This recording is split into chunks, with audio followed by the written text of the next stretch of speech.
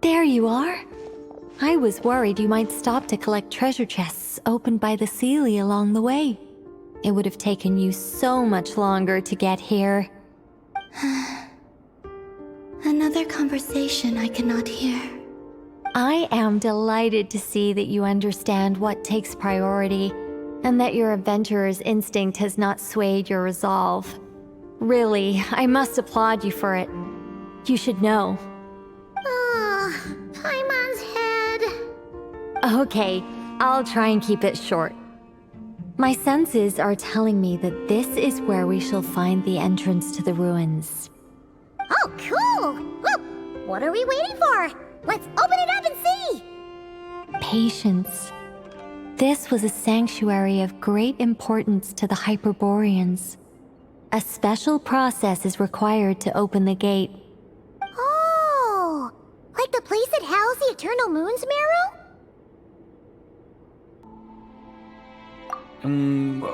Okay, so what's the plan? Need us to do anything? And just the short version, if you can. Ah, all right then. I was planning to start with some background on the invention of these techniques. Are you sure you don't want to hear it? It's quite informative.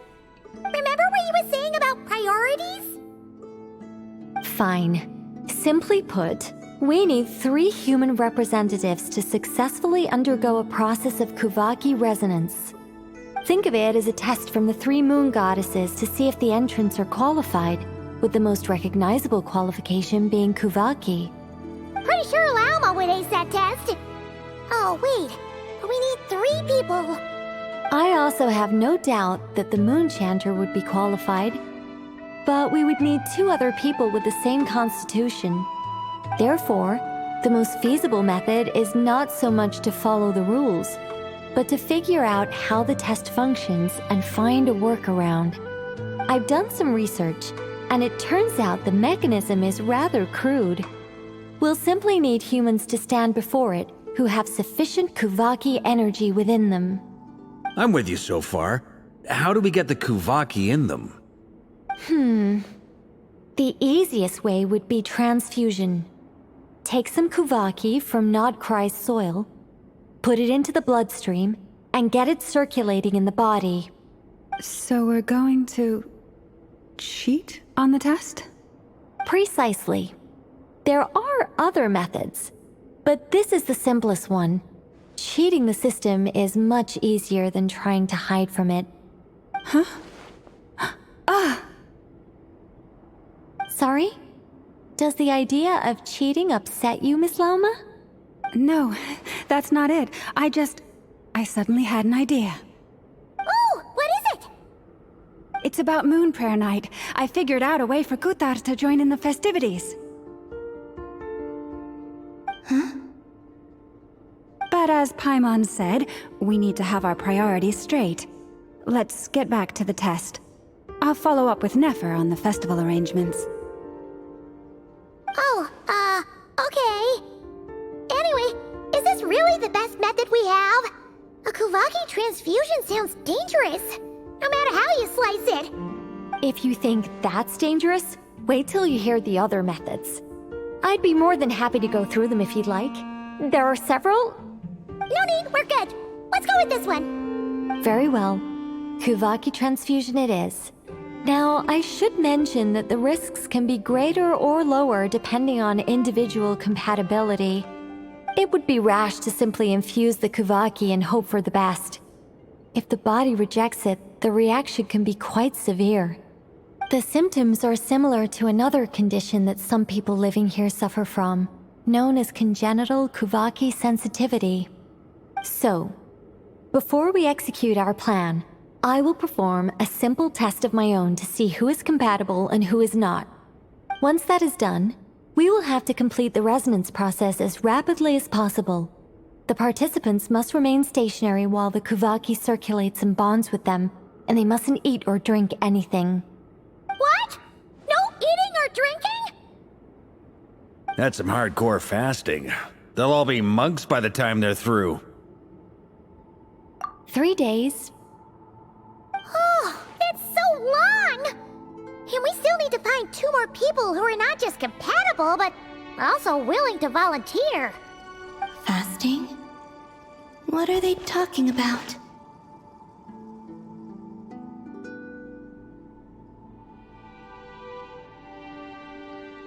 Really?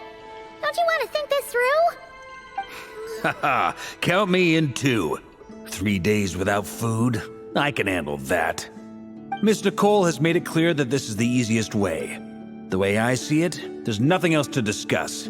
It's time to step up.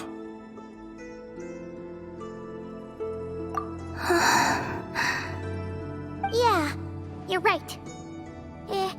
In that case, Paimon volunteers to be Captain of Logistics. She'll keep the fires lit and grab some spare clothes to keep you comfortable.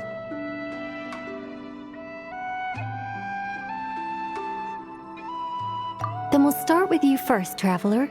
Please step forward.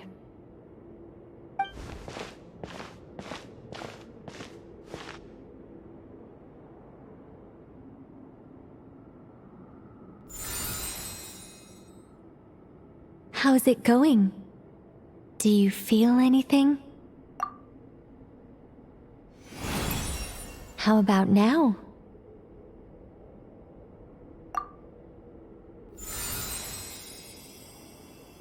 And now?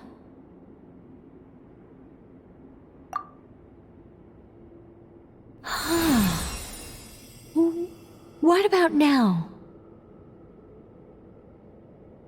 You guys, it's not a competition, you know. All right, I'm officially impressed. Even as a descender, you can withstand far more than I imagined. It's like I summoned a giant stone titan to arm wrestle you, and your arm hasn't even moved an inch. In my last attempt, I infused 5 times the amount of Kuvaki required.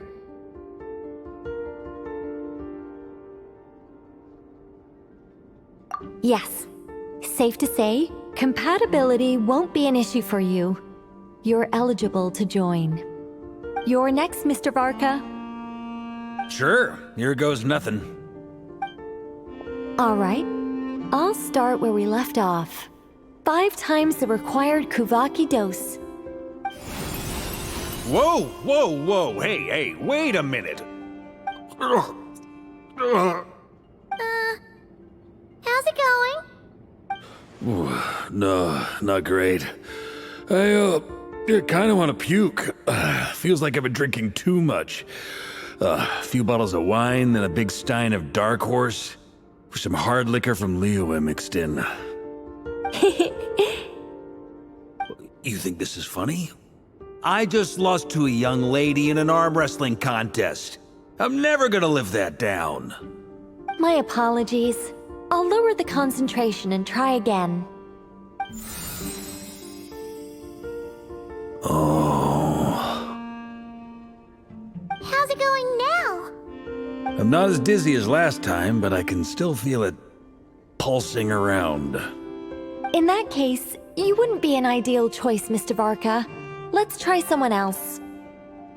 Okay, let's go ask some of our other friends then.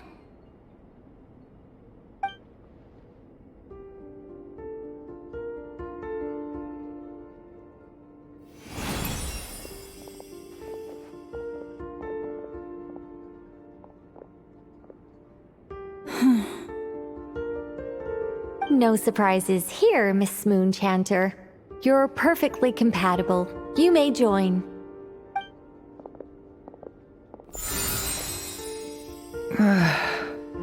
I'm getting a slight headache.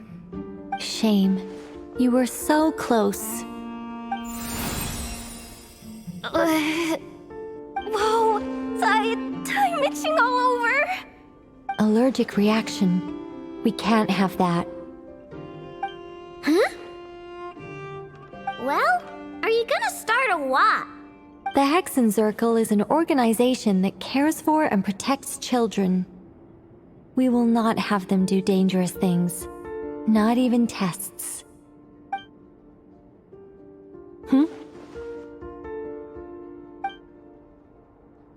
Is something the matter? the candidates have to be human. I guess that rules me out too. Huh. Everyone except the Moonshander got beaten. Guess I don't need to feel so bad after all. I mean, looks like this isn't gonna be as easy as we thought. Perhaps I could ask for volunteers among the Frost Moon Scions. I'll see about talking to some trusted Lightkeeper colleagues. Itlua springs to mind. In fact, I think we had some former Frost Moon Scions join our ranks recently. Can you give me the scientific explanation for how the test works? I can probably make some kind of test bot. Then we can just zip through Nasha Town, going up to people and pressing a button to check their status. Wouldn't that be way easier? No. Wow! No elaboration for once. How about I contact the Knights of Favonia's garrison in the Wave Chaser plane? Shame that Lohan's already left. And that guy's even tougher than I am.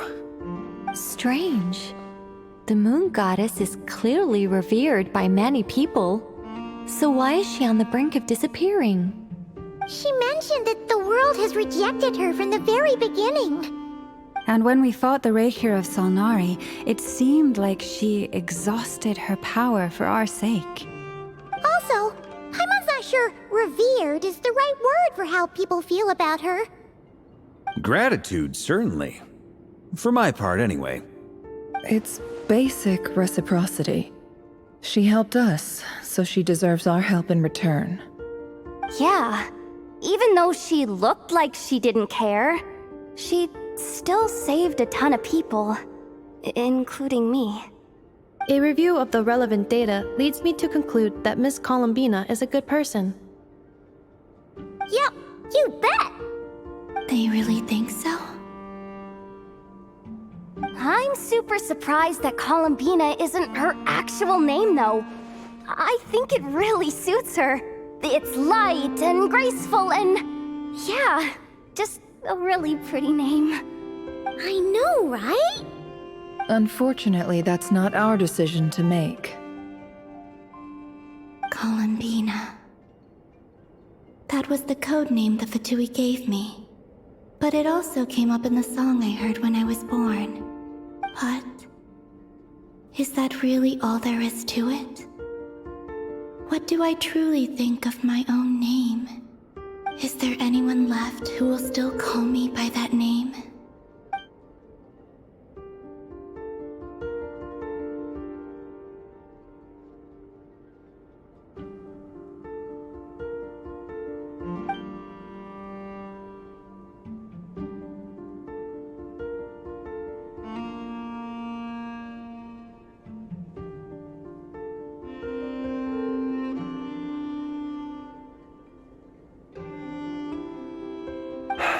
Moon Prayer Night is getting closer by the day. We're running out of time. We need to look for other candidates. Then allow me to try. Huh? What are you doing here? You contacted your friends via the Adventurers Guild. Sandrone has been keeping an eye out for something like that, so she informed me. Since I have the ability to accommodate a moon marrow, I should prove to be a suitable candidate. Arlecchino. When can we begin? I see. We can begin right away.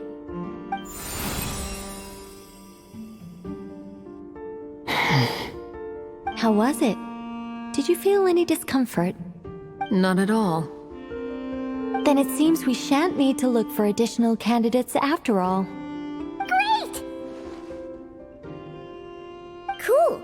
All right, like Paimon said, the rest of us can take turns making sure the three of them stay warm and comfy. Then, my job is to take care of the caretakers. I will ensure everyone receives food and accommodation. I'm ready as well.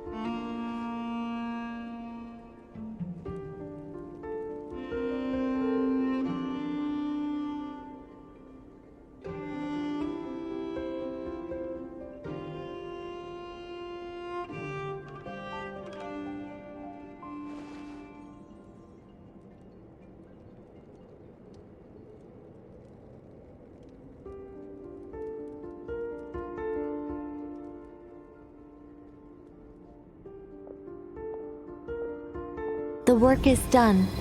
The sacred scroll shut. The stars grow dim, the people silent. The white sun sets, the silver moon rises.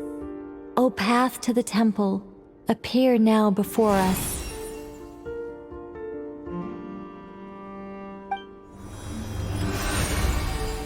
Wow! It really opened! So that's what all this is about. They've been trying to open this gate. Come, let us enter. It might be best to eat something first.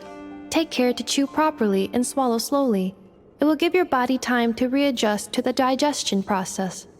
They will head in soon. They will need to enter this gate.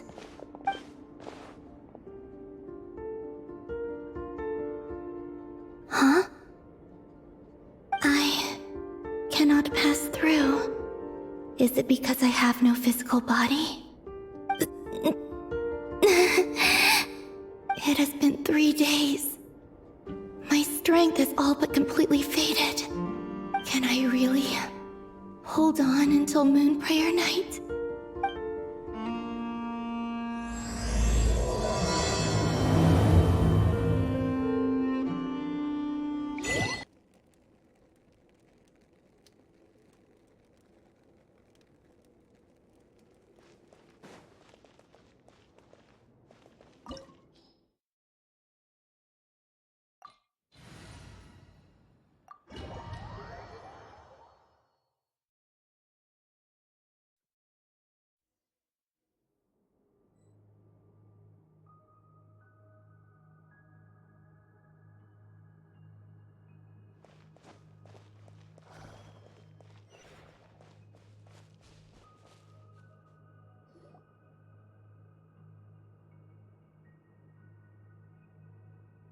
Are these people... Judging by their clothes, they appear to be phantom Hyperboreans from the distant past. That could mean they have some clues about the moon goddess's name, right?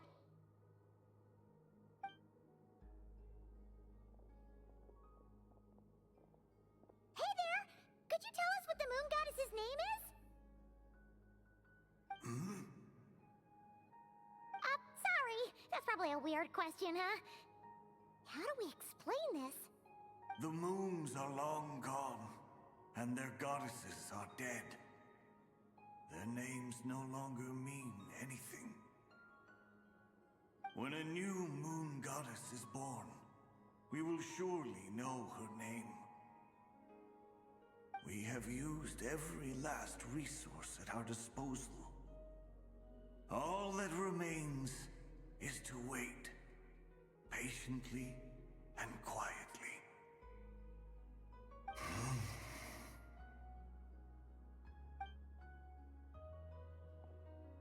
Were the people of the past all this devout? It looks like this phantom doesn't intend to converse with us any further. Surely the new moon goddess he speaks of must be Columbina. Alas, Kuthar's birth came long after the age in which he lived. But, maybe if we find a phantom from a more recent age, they might know Columbina's real name. True. Keep an eye out. We should be able to tell which era they're from by the clothes they wear. Yeah, you've been pretty talkative this whole time. What changed? Oh, nothing. I'm fine. You all make good points. When the Hyperboreans speak of moon goddesses, they mean the three from truly ancient times. I can't imagine they would know anything about our current moon goddess. There once was a time when the moon goddesses blessed them greatly and protected them from harm. So, when the war between the gods and dragons plunged the world into chaos, it seems they looked once more to the moons for help, praying for a new goddess to be born.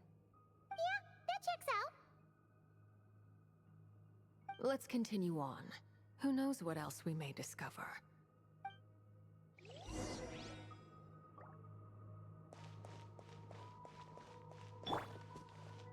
rise with the sun! There's a door blocking this path! Not a problem. Try this.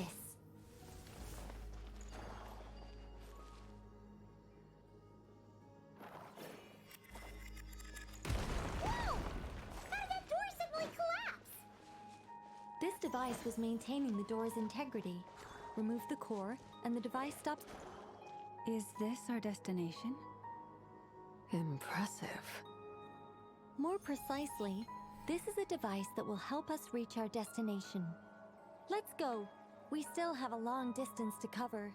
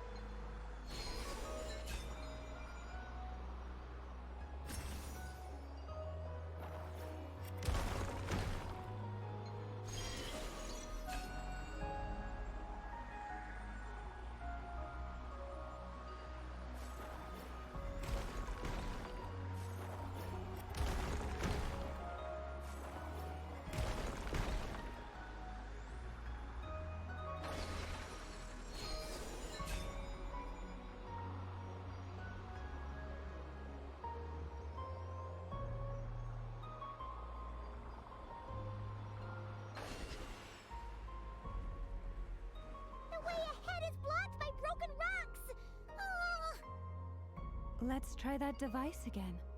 Remember the door from earlier? Ha! So it works in reverse, too!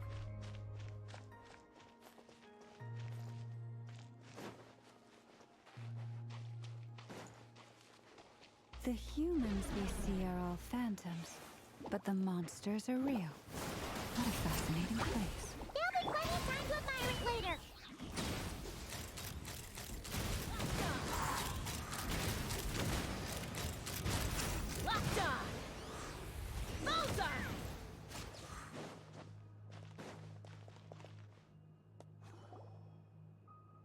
Ooh, there's a whole bunch of artwork in here.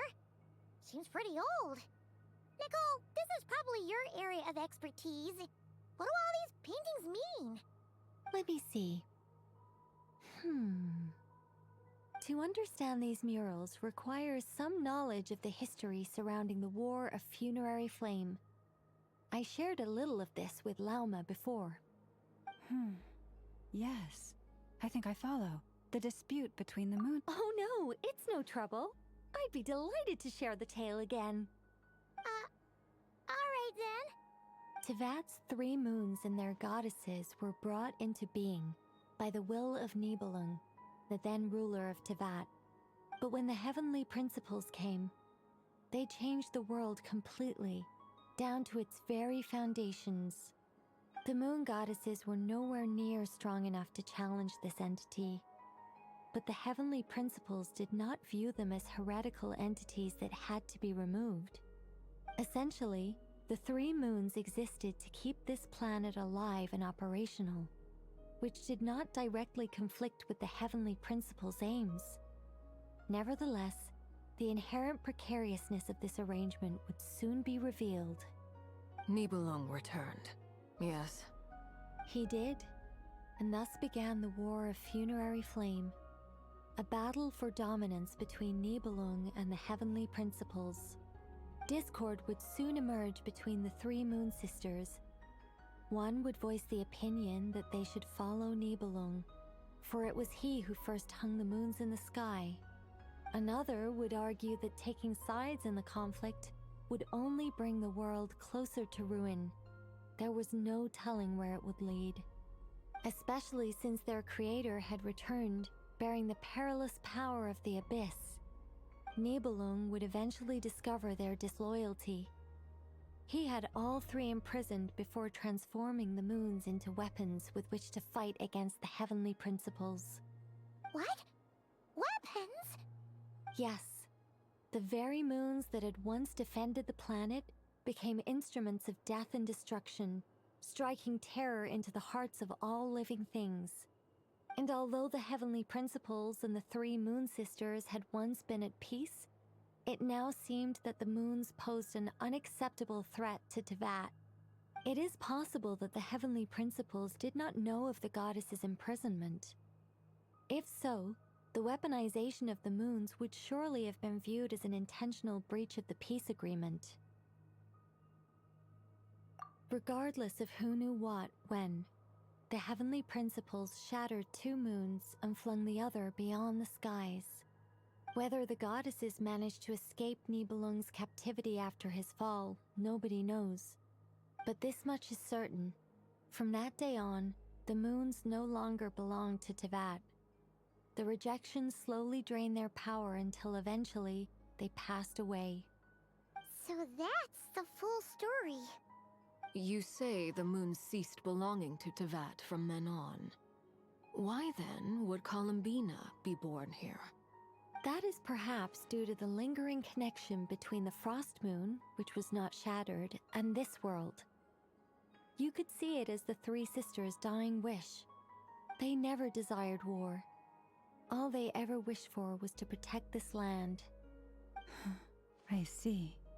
If the final fate of the three goddesses is as you say, then Columbina faces the same grave danger. Our investigation has yet to bear fruit. We must hurry. Yeah, you're right. Let's keep going.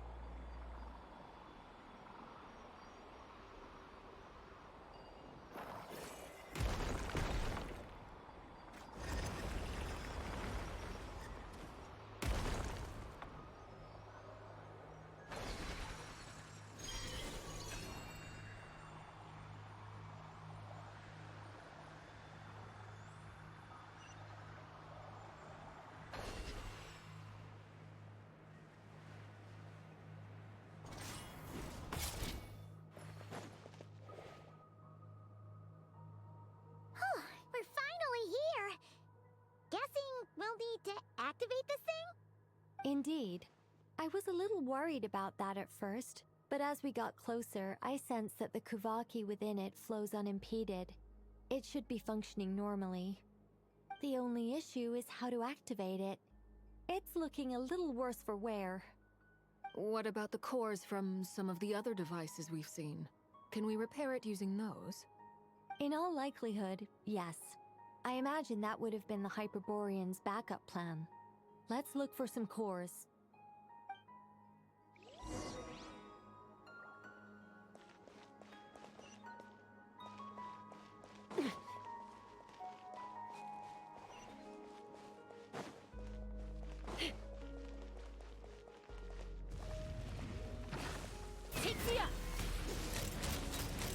Open fire!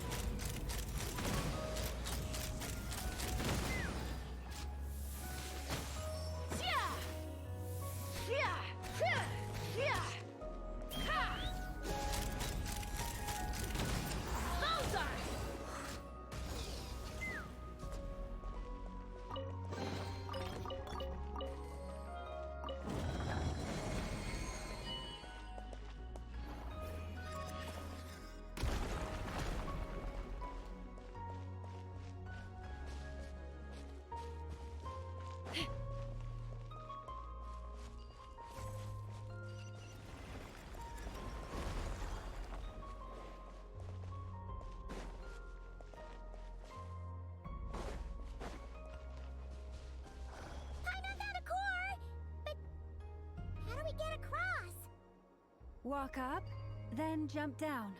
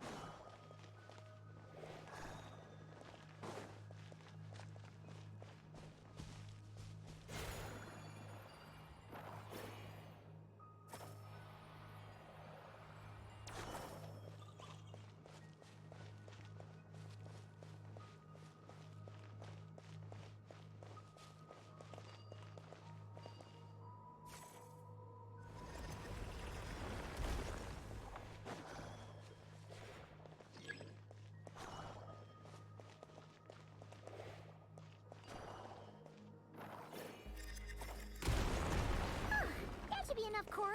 Let's head back.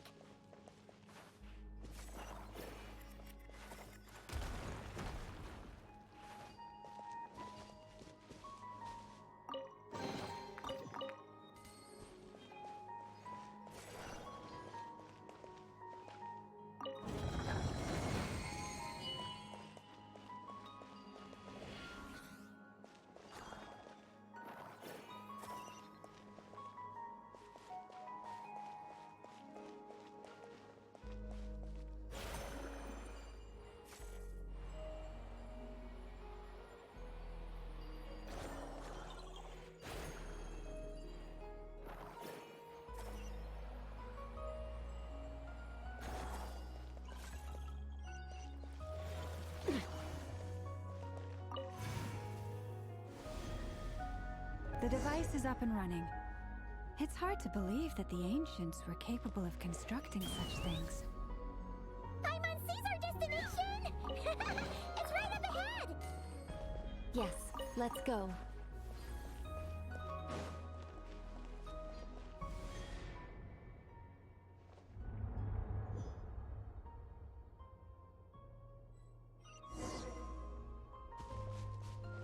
Take me up!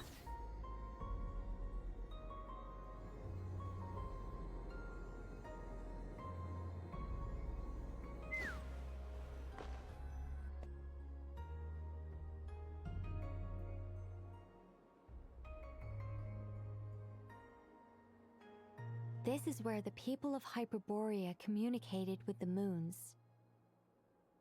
We need only place the moon marrow upon this platform on Moon Prayer Night, and we shall be able to open a portal to the moon and send our moon goddess back home. The assumption being, of course, that we can find her first. That's right. You want to know if it's safe there, don't you? And yet, she has no choice but to return. You know this. Oh, that's not the only issue here. This is the end of the line, right? We've explored everything we can. And despite looking at historical artwork and talking to people from Hyperborean times, we're still no closer to learning Columbina's name.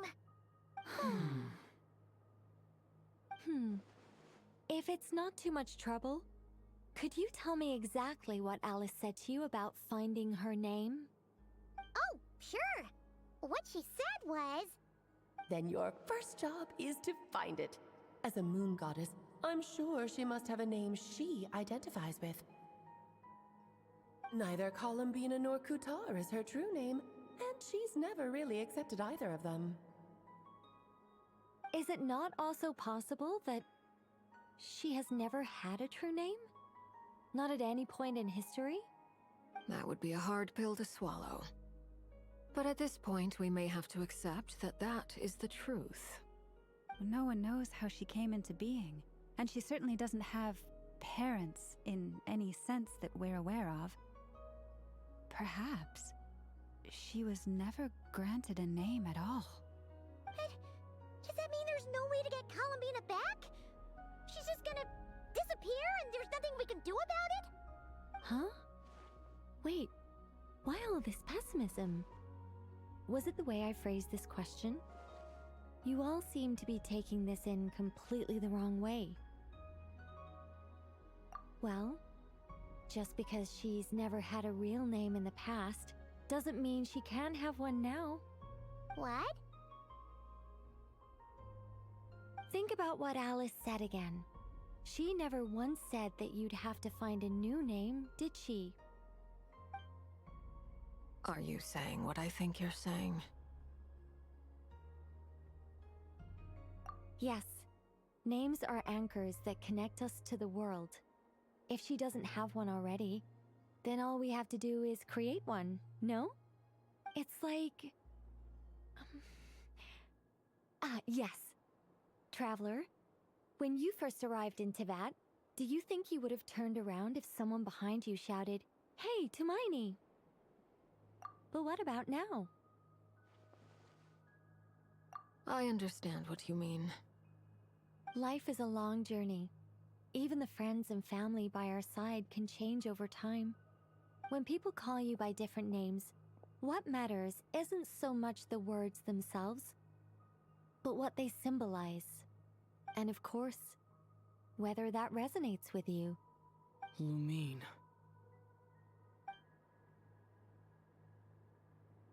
So, close your eyes and picture the moon goddess in your mind. If you were to call out to her in this moment, what would you say?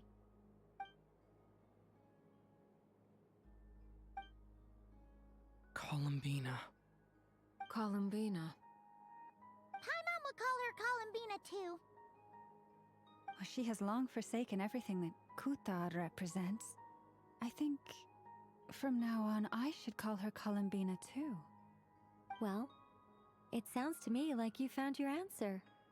Are you sure? Is it really that simple? We haven't found her this whole time, and not for lack of trying. For a journey like this, the process is every bit as important as the outcome. Had you not searched far and wide, rejecting every other answer you were offered? How could you have come to an answer you felt was finally correct? Oh, it all makes sense now. This has Alice's fingerprints all over it. Are you suggesting that mage knew from the start that Columbina never had a real name to begin with? I can't say for sure. But I can definitely imagine her chuckling in satisfaction somewhere right now, saying, "Ah, what fun." Llama! Your antlers! You should hurry. The festive moon has begun to rise. Do not worry, for when you called the name Columbina just now, I could sense that the power within was enough to summon back the moon goddess. The power within what? The name? Yes. So, the thing is... What's wrong now? This is so annoying. I really want to explain how that whole thing works. Starting from the founding principles of Teyvat and... Oh, I could talk about this for hours. But... Deep breaths, Nicole. Deep breaths. You're an angel. A sober, sensible, solemn angel who has her priorities straight.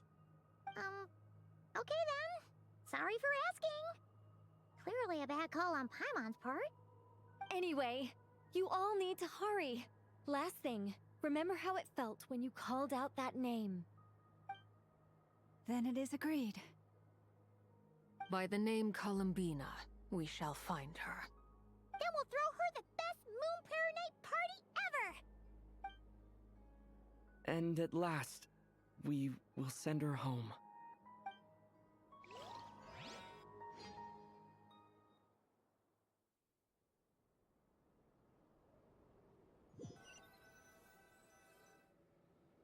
I can barely move anymore. My consciousness is fading away. Have they come back out? I'd love to see them one more time.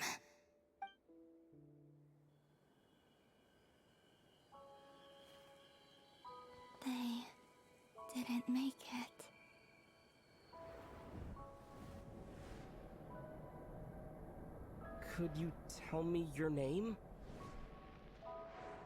My name is... Columbina!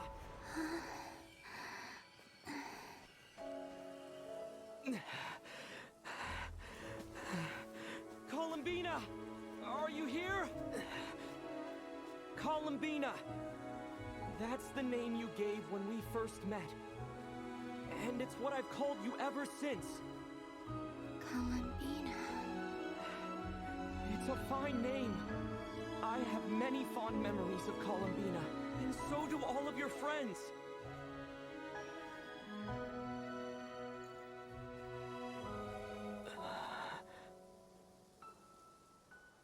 If you like this name...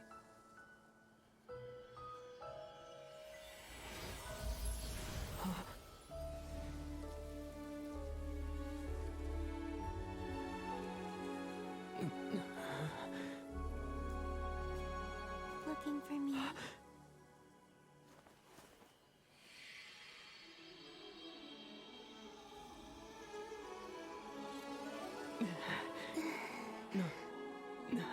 I like it.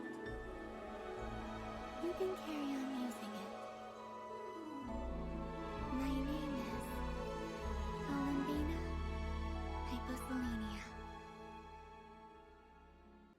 Columbina Hyposelenia. Columbina Hyposelenia. That's a wonderful name. I never thought that Columbina would become my real name. But after I met you and my other friends, the things that this name stood for slowly began to change. It went from being a Fatui code name to something my friends call me.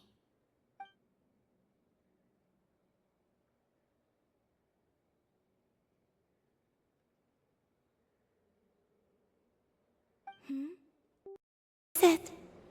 Why aren't you saying anything? I'm just so happy for you. Thank you. So, where's everyone else? We can go and meet them very soon. Everyone went to different places to try calling your name. Great. I'd like to thank them as well. Everyone's done so much for me. Searching for my name, entering those ancient ruins. Huh? Wait, so you were... Yes, I was there. Not physically, but my consciousness was still holding on. I followed you the whole way. Starting from when? You turned around and called out my name while you were in Nasha Town. Do you remember?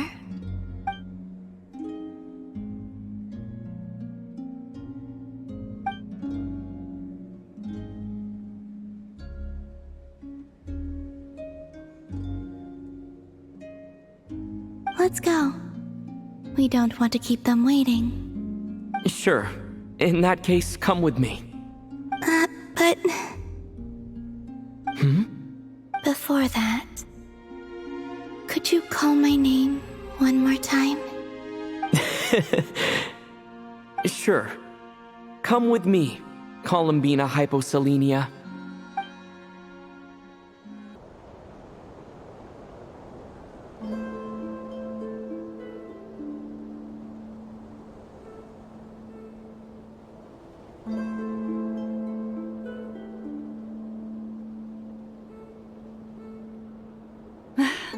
Columbina!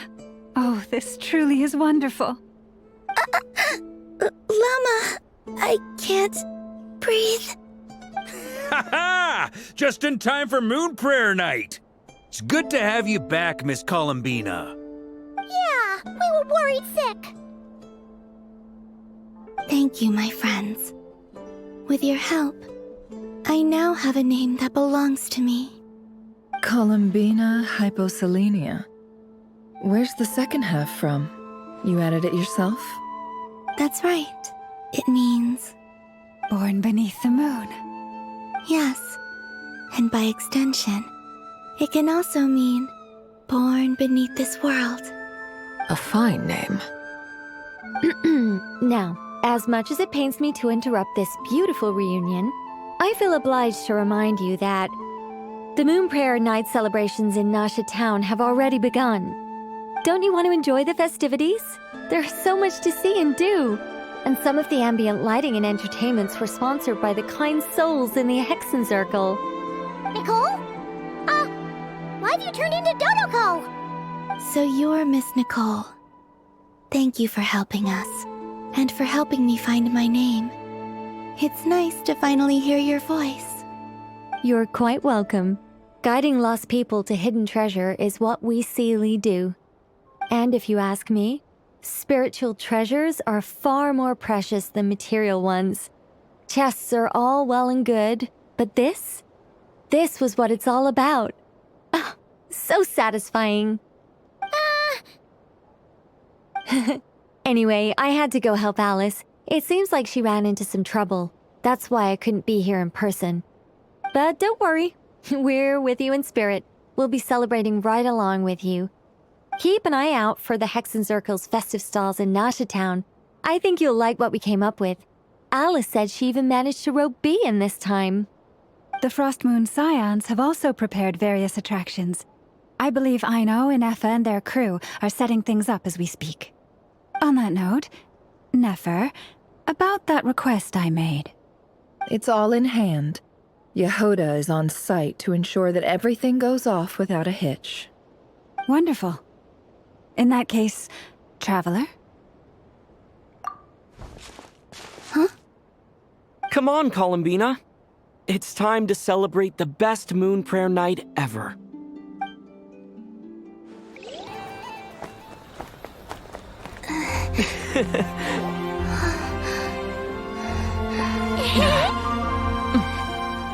Hey, young lady. Would you like some Moon Prayer Night candy? Happy Moon Prayer Night. Oh, yeah. I almost forgot to say. Welcome home, Moon Goddess.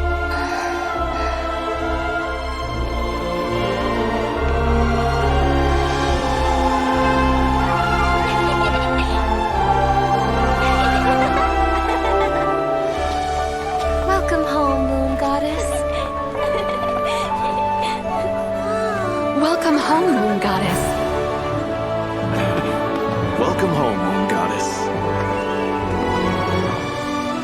Turning Nasha Town into her home is a festive gift. A rather brilliant idea. Perhaps this is what Krai, Columbina's home, should have been like all along.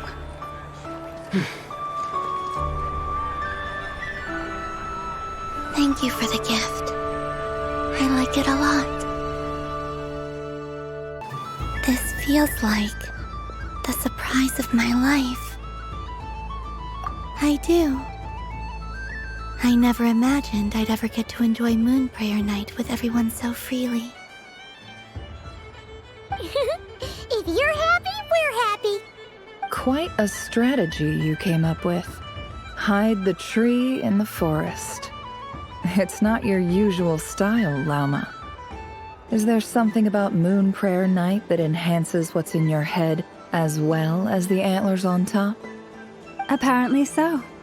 It even inspired a perennial penny pincher to use their resources for a greater cause. It truly is a magical festival.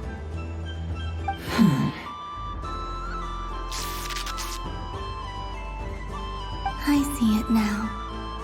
This bickering is actually a sign of a strong relationship. Huh? What's everyone doing here? Oh! Miss Columbina, you're back! Yes, I'm fine now. Thanks for your concern. How's your progress with Alice's assignment? Very well indeed. I've never heard her sound so excited. Not like this. This time her excitement seems more serious. Seems like she's had a major breakthrough. She said she'll contact us once she knows more. In the meantime, we're free to relax and have some fun. Enjoy the time off while it lasts. I have a feeling that our next task won't be so simple.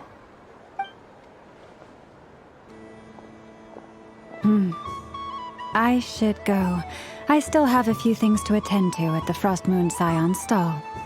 And I think I'll take a look around. With any luck, this once-in-a-year festival will come with once-in-a-year opportunities. Hold up a second. Where's Varka? I believe he made a beeline for the flagship the moment he entered Nasha Town. Ah, that's Mondstadters for you. They know what they want when festivals roll around. Goodbye for now, Columbina. I hope you have a wonderful night. I will.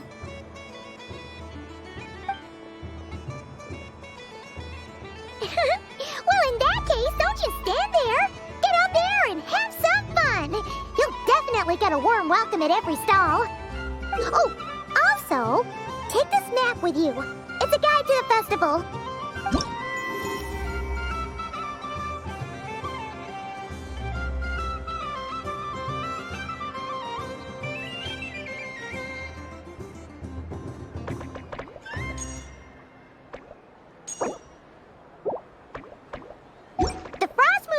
Stall is over here. Lauma's invited a whole bunch of cute animals to celebrate too. Over there is the Hexencircle section. Alice seemed more excited than anyone about this festival, so she insisted on making it a grand affair. Oh, and then there's the Nasha Town local specialties, including... Actually, forget that. Better if you go check them out for yourself. Thank you. It looks like a lot of fun. You're not coming with me? We'll be around. But don't you want to browse by yourself for a bit first?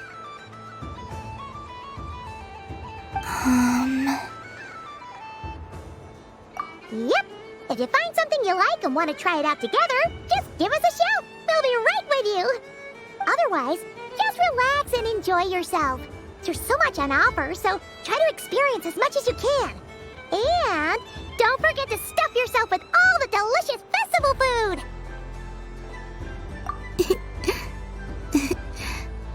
All right then. Off I go.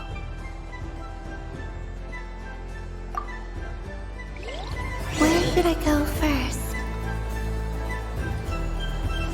This must be the mage's stall. But I was aiming right at it! Aw, what a pity. I saw it with my own eyes. You were so close. So very close. That's not true.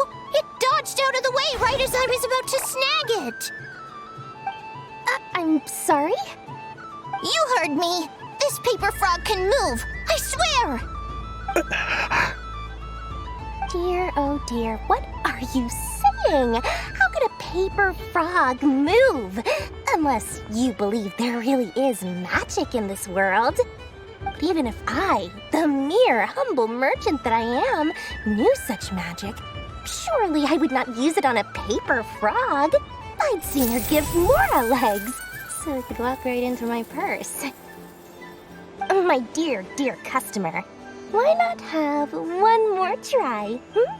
This time I'll give you 12% off, a very generous discount for one of my most regular customers. Just think about how much experience you have under your belt now. You're sure to win the next one. Darn, I used up all my coins. I'll be right back. Just gonna fetch some more from my house. Take your time, but don't take too long. This event is Moon Prayer Night only. Miss it, and you'll have to wait a whole year before I'm back. Next customer, please. Welcome.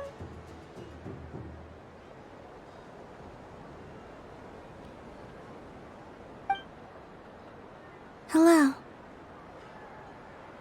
Whoa! What's this bigwig doing over here? How do I tell my employees not to go running around this time? Shooting them a glance won't work.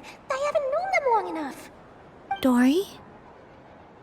Why, hello there, Miss Columbina. Would you like to play my ring toss game? The rules are very simple, and it's easy to get the hang of. How much for a round?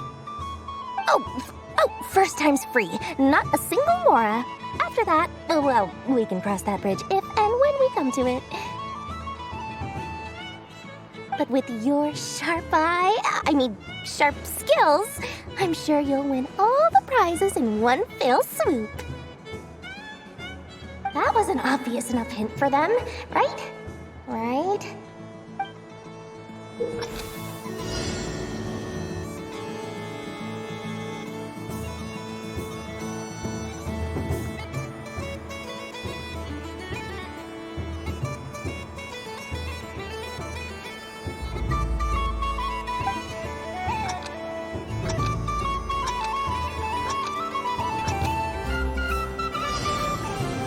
Here comes the rain! Oh, peanuts.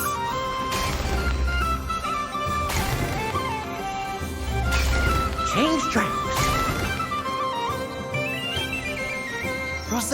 Roselle, should we move or not? Just a tiny bit. All right, then I'll... Oh, sugar plums, not the clock hands. How do I move the legs again? Let's see now. Let's see.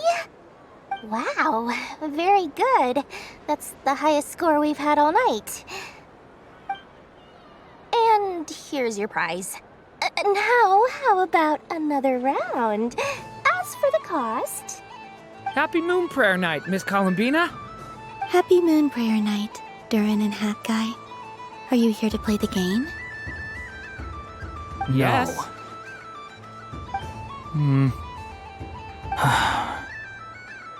You said we were just coming here to say hello.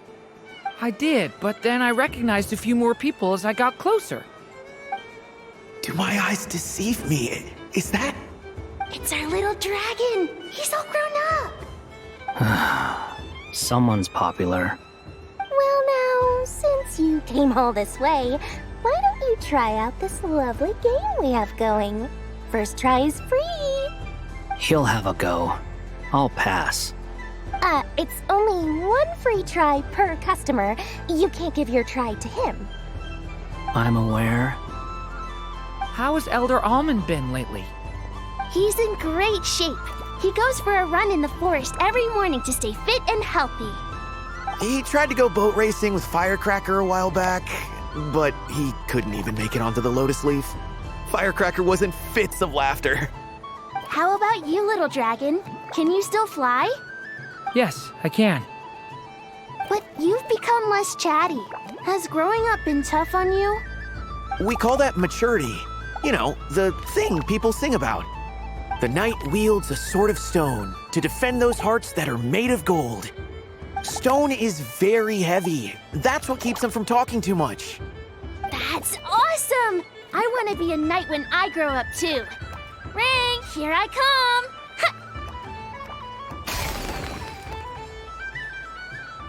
Oh, the hat-wearing man. I never thought I'd see you again. You seem more determined than when I saw you last on the train. If you say so. Oh, I do say so. The people you once helped see it clearly. It's because you are once again on the right track. May the engine in our hearts propel us to the station of our dreams. I can move! I can move now, Roselle! What are you doing, running into the rings like that? You got them all so quickly! I have never seen anything like this in all my travels. Is this guy actually an old friend of theirs? But how? They're origami animals and clockwork people from a fairy tale. Getting to know them would be quite an arduous task, unless they share a hometown? I have to get to the bottom of this. Next time I see the Great Mage Alice, I shall demand answers. Thank you, Dory. I had a lot of fun. Now for your prize.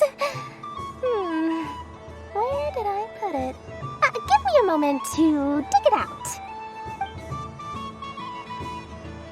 Oh, sweet grand prize. Oh, I wish I didn't have to let you go. Good thing I've already turned a profit from the customers earlier in the night. Otherwise, I'd have wasted all my hard work.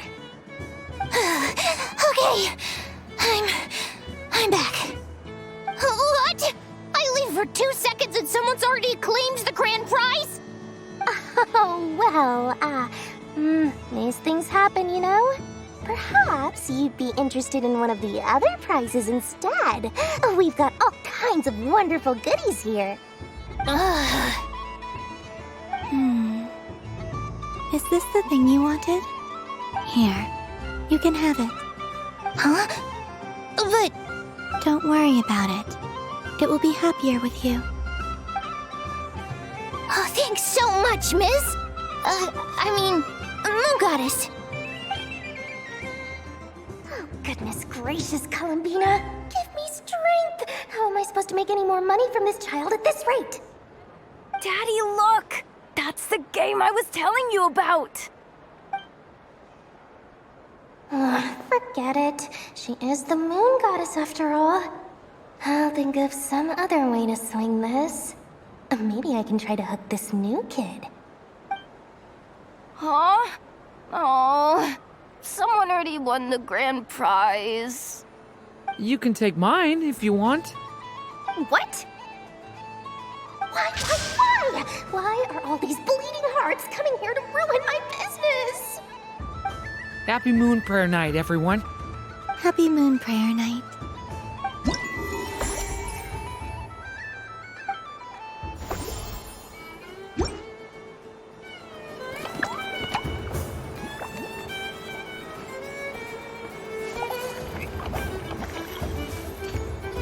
What's this? Should I give it a try?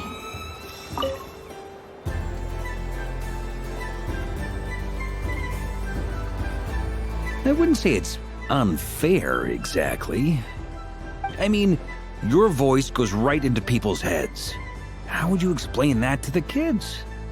You can't just explain it away as magic. Is something the matter? Ah, Miss Columbina! No, nothing you need to worry yourself about. Ah, impeccable timing. Stick around for a second, Miss Columbina. I need your input on something. This self-proclaimed Knight of Justice has yet to give me a satisfactory answer. I, for one, would like to hear your verdict on the matter. Hey, now, I left the flagship just to help you out, Miss Nicole. What's going on? So Alice and I are both using long-range remote control spells that work on similar principles, allowing us to attend this festive fair in Dodeco form. Sorry, let me backtrack a little. While similar, there are some key differences.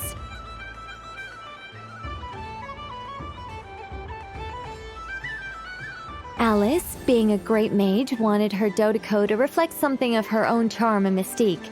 So she adjusted the way its tail moves when it spins around.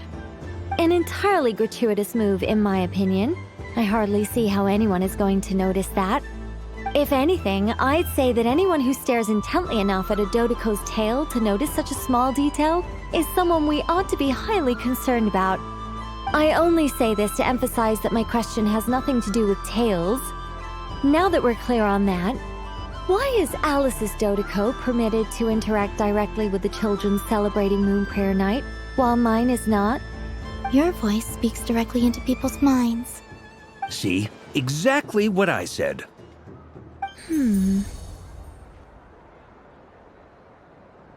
Miss Nicole?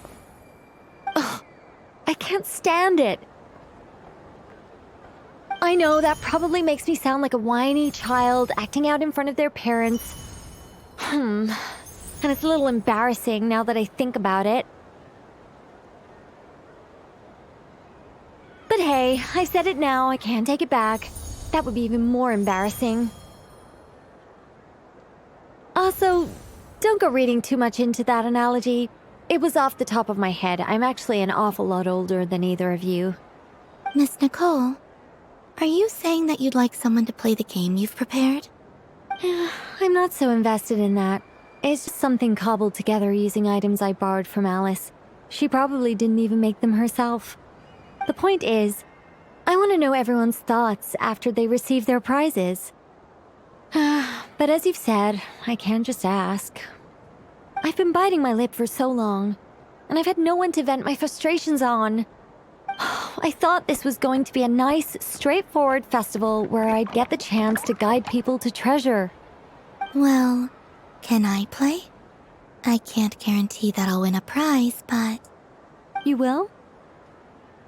I'd like to try. Then what are we waiting for? Let the game begin!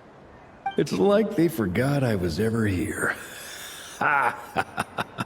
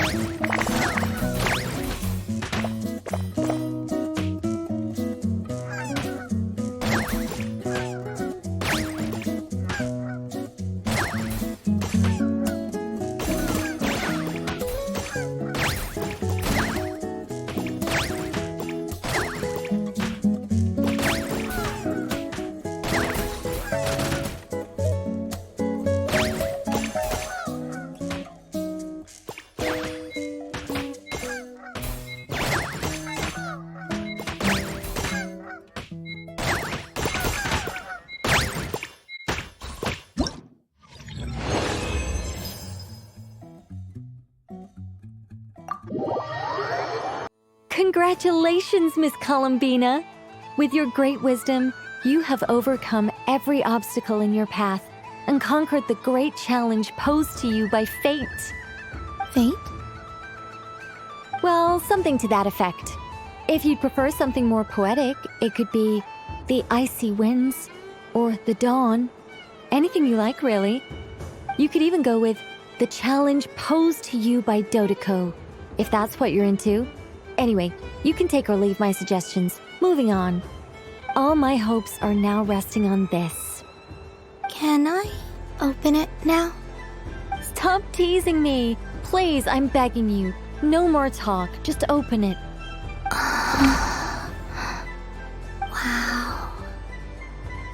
What a lovely sculpture. Classic and cute at the same time. Thank you, Miss Nicole. I'll always treasure it. Ah, there we go. Music to my ears. You have my sincerest gratitude, Miss Columbina. Thank you for sharing your precious time with me and fulfilling my wish. Don't mention it. You've all done much to help me, and still, I'm the one receiving all these gifts.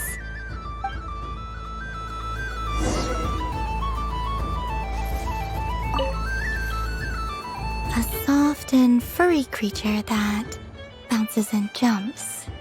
Welcome home, Moon Goddess. This one talks, too. Allow me to introduce myself. I am a Dodeko from a distant archipelago, the most mischievous of all my Dodo brothers and Dodo sisters. When the going got tough, I powered through, and when I met obstacles, I boomed them away. That sounds like a lot of fun. Doesn't it just? Oh, but then the trouble started. Recently, I found a lovely beach, the same beautiful jelly color as my hometown, and so I dove in to have a look. only to find it overgrown with seagrass and nasty little spiky fish everywhere, looking to turn me into a Dodoko kebab. I made it back to shore by the skin of my teeth, but my tail was sorely hurt. Couldn't you just boom them away? Oh, I wanted to, believe me. But I've heard that you, Moon Goddess, can understand animal speech. The last thing I wanted was to cause a gigantic fuss and get taken to court by a school of spiky fish. I'd be driven out of these waters for good, and my winter holiday would be ruined. And so, dear Moon Goddess, I was wondering if you might lend me your allegiance. Are you roping me into a crime? Oh, let's call it a once-in-a-lifetime carefree adventure. Does that sound better? All the festival goers tonight are dressed up as the Moon Goddess, but there's nothing to say that the Moon Goddess can't disguise herself as a Dodoko, is there? Besides, this is your home. You should be free to be whoever you wish. I'm afraid I'm not well acquainted with Dodokos, Madam Mage. Oh, that's quite all right. We Dodokos are innocent, happy creatures with a free-spirited nature. Many, like myself, are mischievous troublemakers. Others are lazy souls who like nothing better than to lie down on a nice rock and take a nap. In our eyes, every creature who yearns for happiness and freedom is a Dodoko. But perhaps in yours, we Dodoko are a fluffier and more mischievous breed of Kuhenki. Yes, that is a much easier image to follow. Oh, wonderful! Then let's play! Grab onto my tail and follow me into the sea! Time to settle some scores with the bad guys!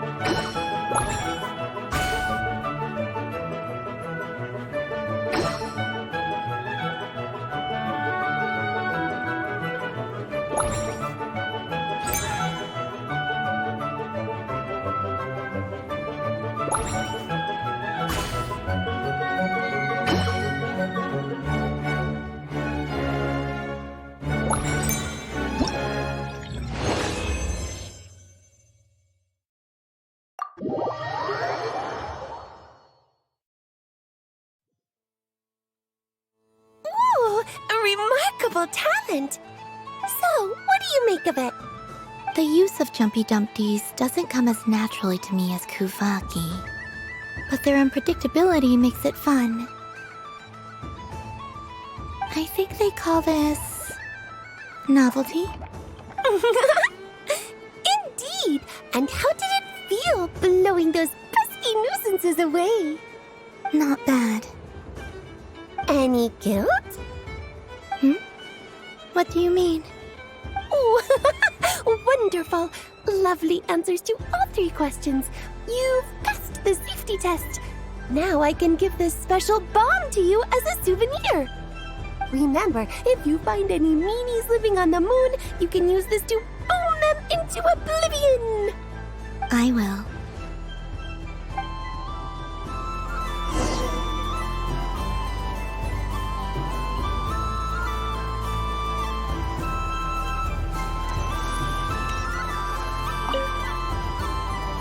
Welcome home, Moon Goddess.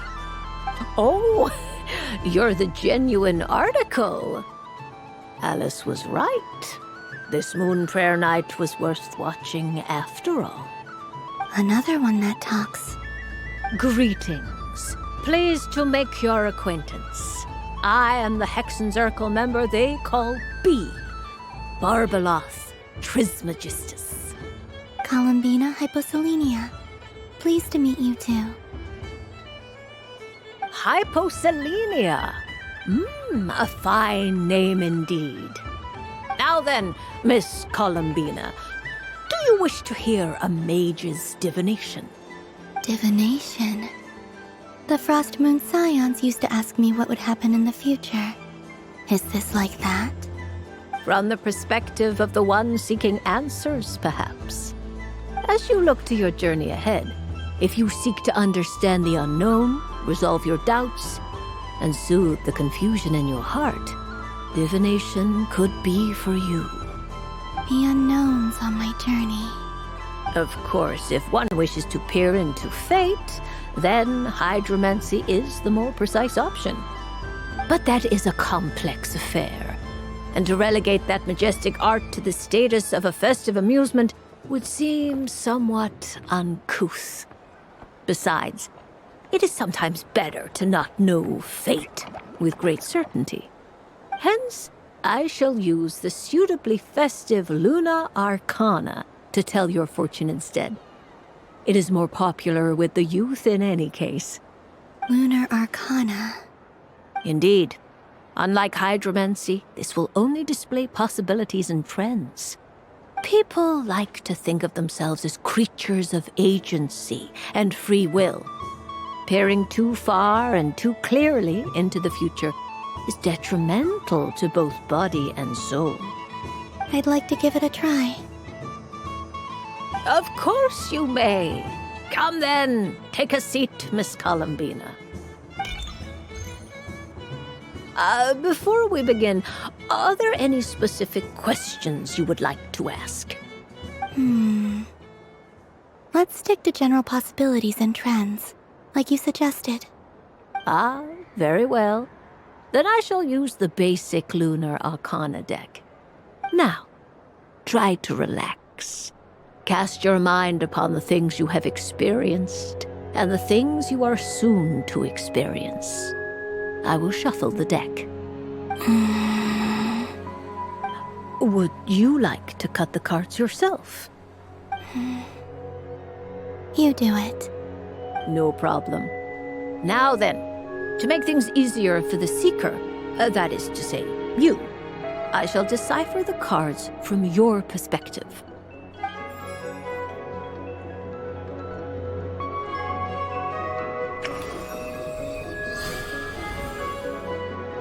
Please, draw the first Lunar Arcana.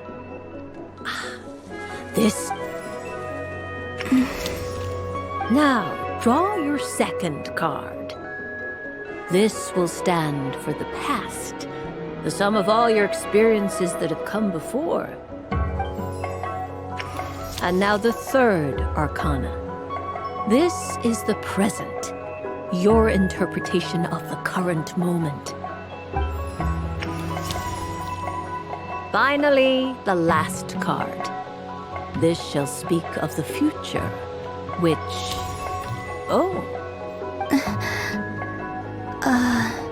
Kuvaki Pulse? Fascinating. I've never encountered this before in my role as a diviner. Something has exerted an influence upon this card, causing it to leave its designated position. What do you make of this, Miss Columbina? Perhaps this is the guiding hand of fate in action.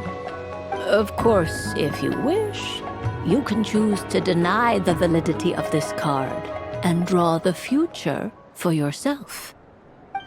No, it's fine. Let's go with this one. A bold decision. I must say I'm looking forward to the results. Well then, let us flip the Lunar Arcana in sequence and see what emerges. Sure.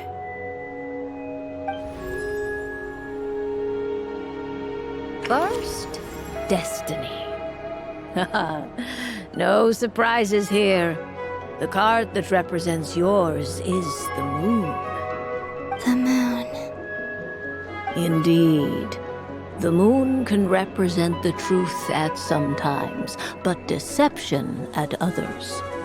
False peace, destructive calamity, and the world-changing power that lies within.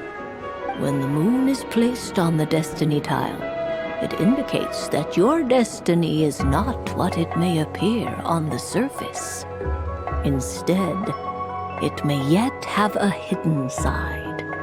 It symbolizes a journey through the fog, fraught with uncertainty and deception, where one must face inner challenges head-on. I don't understand.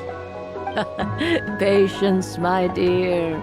This is but the first card, which serves as a basis for the interpretations that follow. Our divination will only grow clearer from here on out. Now then, flip the second card, the one that speaks for the past.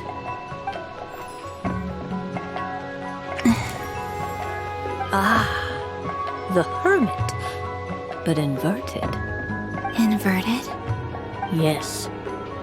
The Hermit symbolizes solitude, introspection, and the pursuit of truth. When inverted, it represents isolation, truth out of reach, and a path that leads one astray. Combined with the moon as one's destiny, the Hermit inverted represents a choice you made to stand alone in the past. It was a choice made not out of fear or arrogance, but for reasons that others could not perceive. You fumbled through the darkness without a guide, but you did not find your way. Rather, you went astray. More than once, it would seem. Is this about how I became Kutar despite not wishing to become a god? And how I joined the Fatui because I yearned for a place to belong? I suspect only you know the answer to this question. All is not lost. The past is in the past, and so it shall remain. Shall we look into the present now? Oh my. The Lovers. One of the most interesting Luna Arcana. What does this one mean? This means that you have had an unprecedented emotional experience. The joy of finding your soul becoming intertwined with that of another. A precious and wonderful thing indeed. It's true. I've made a lot of friends recently, and they are very good to me. I like them a lot. That sounds lovely. I am most delighted for you. The Lovers can also represent important decisions, perhaps related to a parting of ways. Now, if I were to guess... Yes. I return to the moon. I understand. Parting with friends is never easy, Columbina. But rest assured, this is not the end of your journey. There is always another story waiting to be told.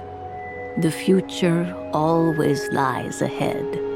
The future. Well now, it's finally time to flip this most mysterious of cards. Why did it appear? And what does it wish to tell you? I'm ready. Very well.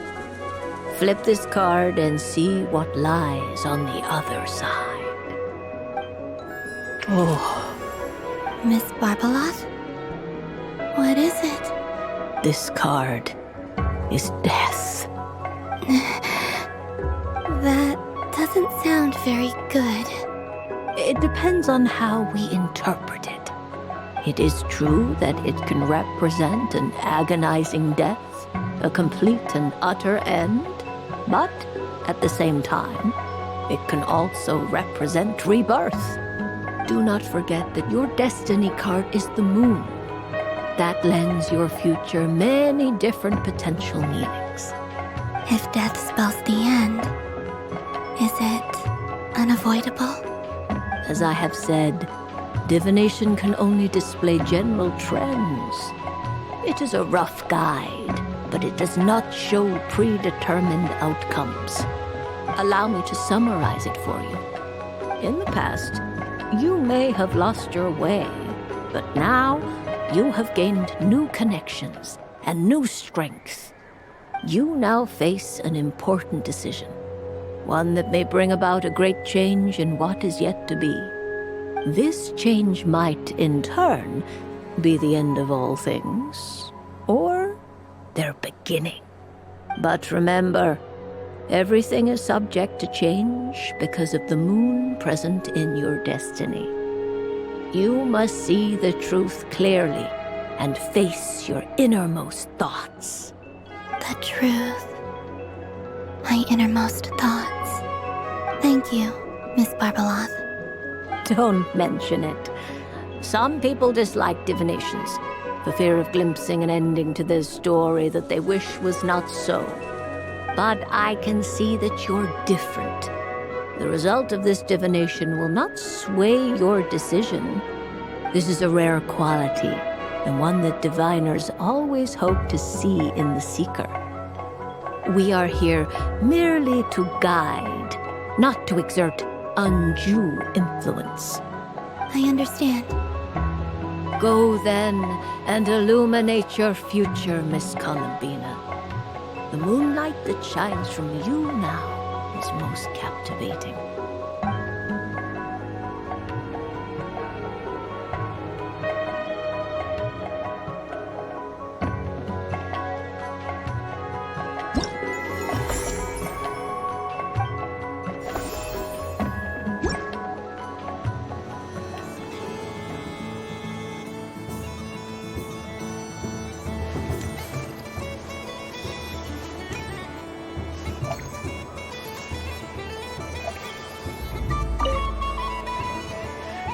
Huh? Albedo? This sketch is for you, Grandmaster. Oh, a gift for me. Thanks. Let's see what you've done for me. The north wind left in a lurch.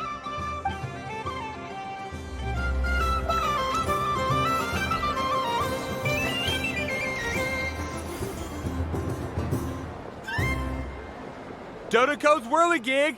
Come check out Dodoko's Whirligig! Ah, welcome home, Moon Goddess. Might I ask what this is? Ah, it's a very special amusement sponsored by the great mage herself. Ride on a soft and furry Dodoko and embark on an unforgettable adventure. I say that, but I'm just following a script here. Who is this mage, anyway? And what the heck is a Dodoko? I'd like to ride. No problem. But, are you by yourself? Is that not okay? Oh, no, it's fine. It's just that each Dodoko can accommodate 2 passengers. Would you like to bring a friend along? My friends... That should do it. Now, we just need to get everyone else to draw something on it too. But we gotta keep it a secret from Columbina. Traveler.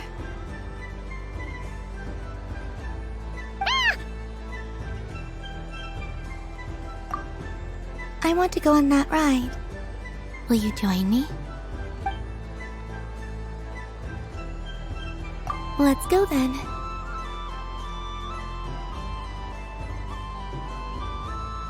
Don't worry. Paimon will do the rounds. You go have fun.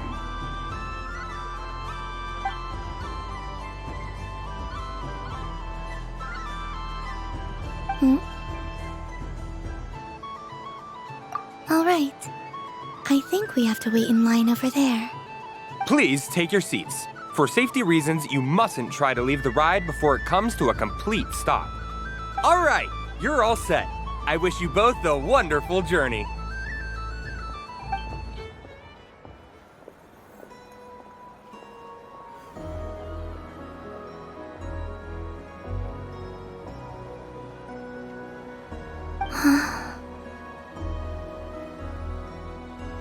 Not bad.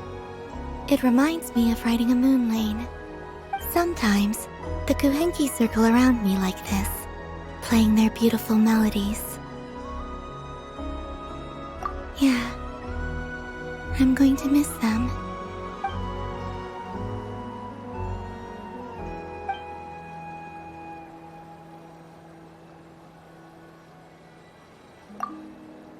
It does. I've felt scared in the past, too. But this is a little different. You know something? I got to see a lot of fascinating things during my disappearance. I saw how the Frost Moon Scions act around their families. So different than how they used to act in my presence. And I also saw how they interact with their friends. It made me curious at first. Why do people act so sincere when they're worshipping gods, but save their truest, warmest feelings for each other? Slowly, I came to realize that it's because they trust one another. They know, deep down, that they'll be accepted for who they are. All of it. The good and the bad. I know. I knew it the moment you started calling out my name. What I fear now is the end. I fear losing all this the very night I have gained it.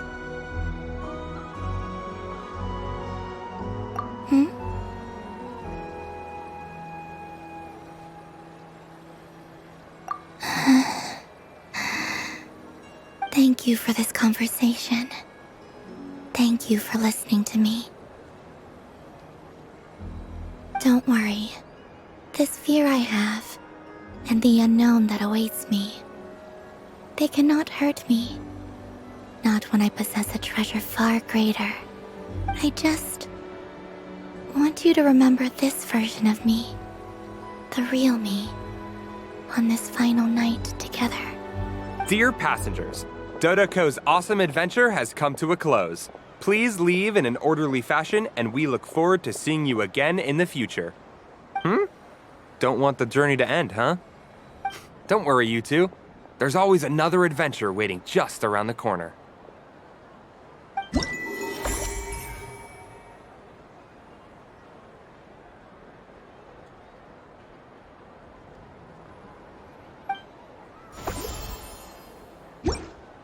So this is the Frost Moon Scions area. It feels very familiar. Sunny days! I prefer sunny days. Ah, well, you are as warm as the sun itself, Moon Goddess. Very well. I believe your spirit animal has to be this most adorable chic badger. Wow! Thank you, Mr. Talking Magic Lamp. Have a very happy festival, Moon Goddess. Lance?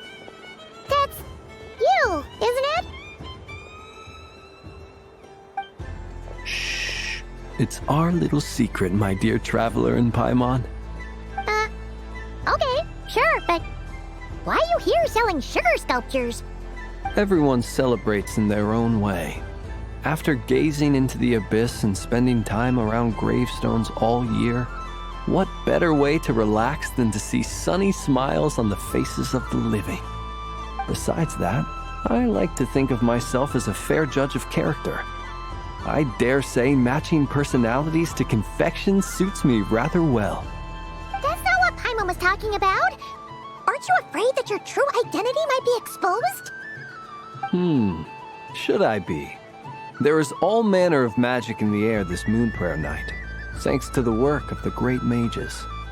I see Miss Columbina is hiding in plain sight. Why should I not do the same? Why miss this rare opportunity to enjoy a special evening in my true form? Fair enough. You got a point there. People who don't know you will probably think you're just a talking lantern. Well, now that we see eye to eye, What brings you here? Not a search for your spirit animal, I presume? Ah, well, actually... Here, see for yourself! Oh, this is... How wonderful. A beautiful idea. Yeah! We just met Barca, and he said that having everyone draw their own section was kind of boring. So, he did your bit for you. Ah, Varka. Ever the maverick. I see his artistic skills are truly one of a kind. In that case, I shall paint something on Mr. Albedo's behalf in a short while. What? Why not now? Ahem. Welcome home, Moon Goddess. Phew, that was close. Hello, Flins. She recognized you right away! What keen eyes you have, Miss Columbina. Especially considering they are shut. I did not see you. Rather, I sensed you. I can sense the fluctuations in Kuvaki all around me. One would expect no less of the Moon Goddess. Might I interest you in some candy? Yes, please. Excellent. I shall make some for you right away. Hmm? Something the matter, Miss Columbina? What about my spirit animal? All the other children carrying sugar sculptures are talking about it. Wait, is she taking the test seriously? Ah, my apologies. How could I neglect that? You are quite right, Miss Columbina. Every one of us has a magical creature living in their heart. Would you permit me to help you find yours? Yes, please. Do you prefer the day or the night? Night. Which of the 4 seasons is your favorite? Winter. Think of a perfect day. What is the weather like? Sunny, rainy, or perhaps cloudy? Rainy in the morning, sunny at night. What kind of answer is that? Forests, lakes, and open seas. Which do you prefer of these? I like them all. Imagine you opened your very own shop. What would you sell there? Moonlight, I think. Wow! My mom totally shot there. It wouldn't cost anything. You'd just need to visit. Aha! I believe I know what your spirit animal is. Here, for you. Oh, it's a Kohenki! Indeed. A free-spirited being with a deep love for all things here in Nodkrai, who selflessly lends her aid to as many people as she can reach. It is the perfect fit for you, Miss Columbina. Thank you.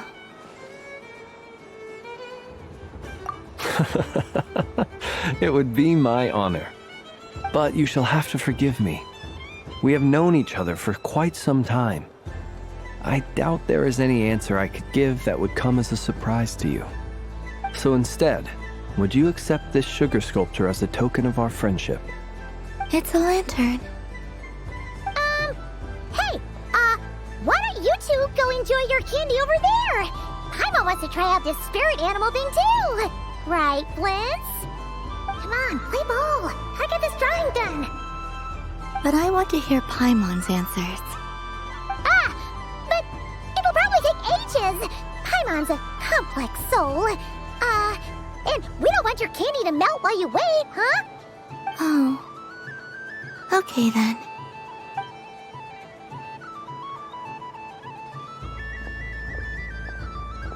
Phew. Nice excuse, Lady Paimon. That was some quick thinking. Yeah, no thanks to you. A little help next time?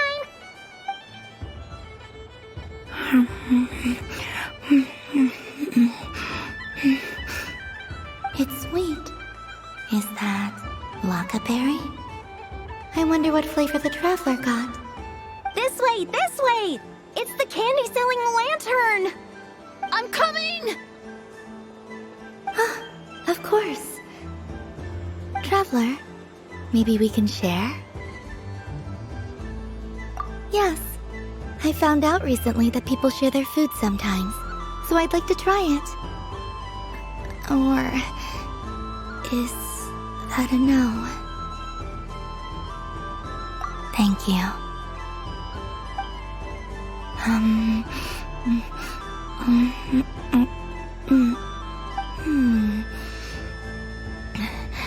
Yours is a little more sour than mine. Here, you try it. Are you sure? Amazing. My sugar sculpture has shrunk, yet my heart is filled with feelings of sweetness. I will remember this feeling. Sure.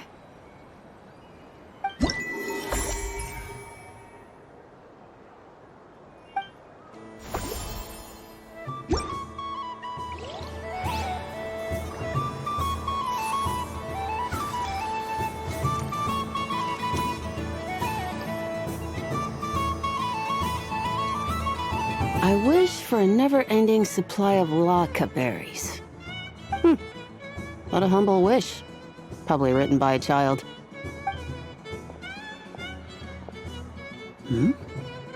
Is that Lauma the Moon Chanter?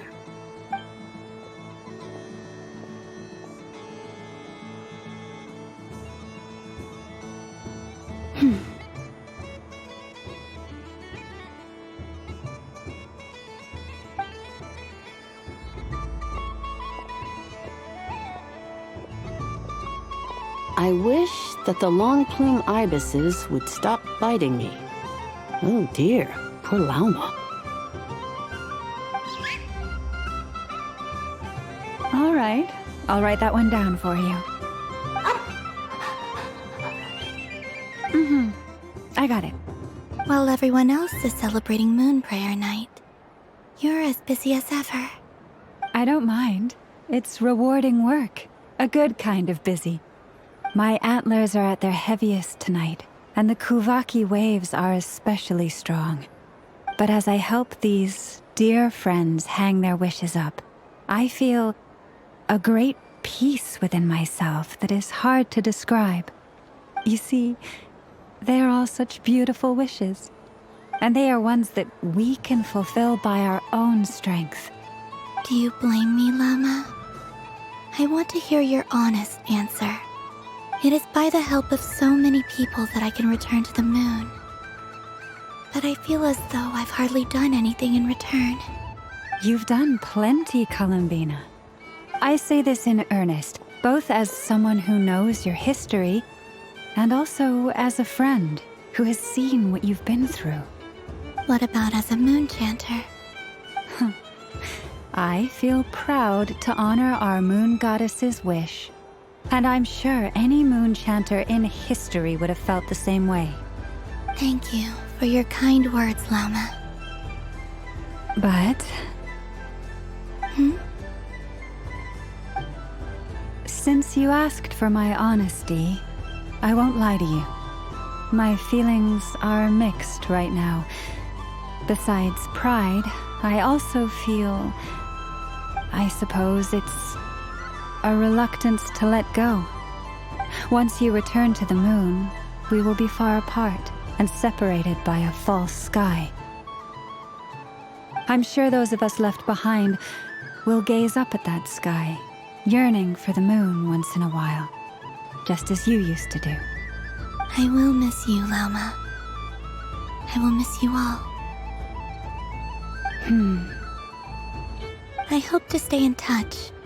I will try and find some way to send messages down from the moon.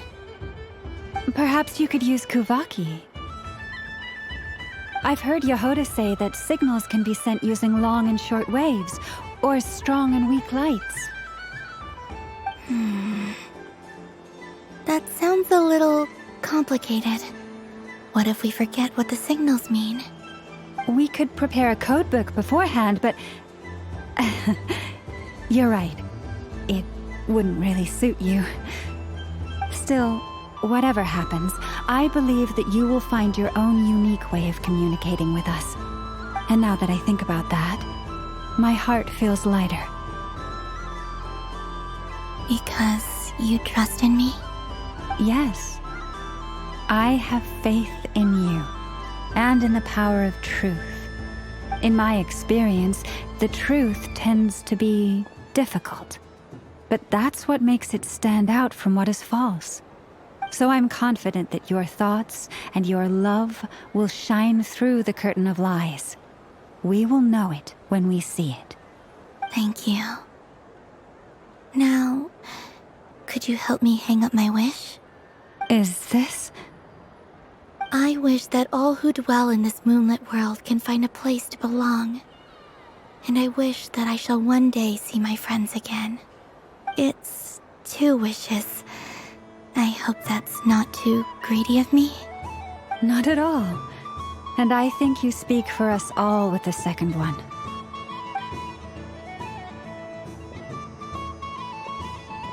I shall continue to pray until the day that all of these wishes come true.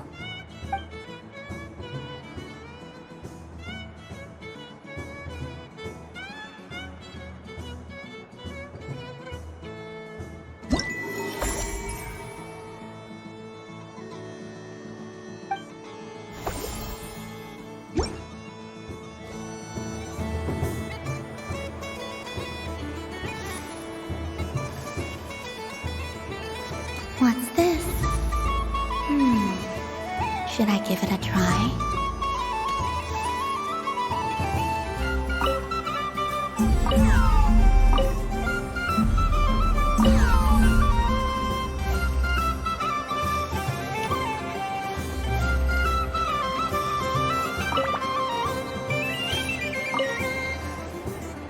Welcome home, Moon Goddess. Would you like to try on some animal-themed headwear? I always hear Lauma saying how heavy her antlers are. I wonder how it feels. Let me give it a try. Oh my! It really suits you. It's a little itchy, and it's hard to turn my head. Should I keep wearing it?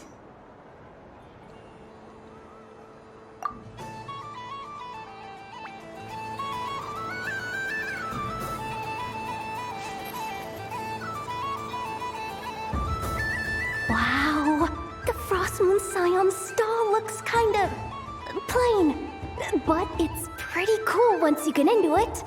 I don't go to Hisi Island much, but it's got that, like, old world cultural feel. And if culture means we get more festivals, I'm all for it!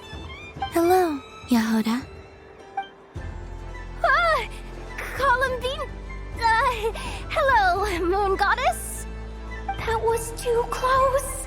I almost gave the game away in front of the staff! Oh, wait, what's the deal with her shoes? They don't make a sound when she walks! I could do with a pair of those. Do you like balloons too? Balloons?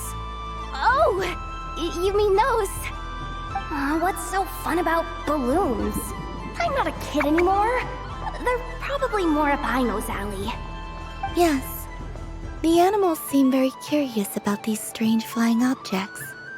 I was drawn here by their voices. I recently learned a fun new game you can play with balloons, so I decided to come and give it a try. A new game?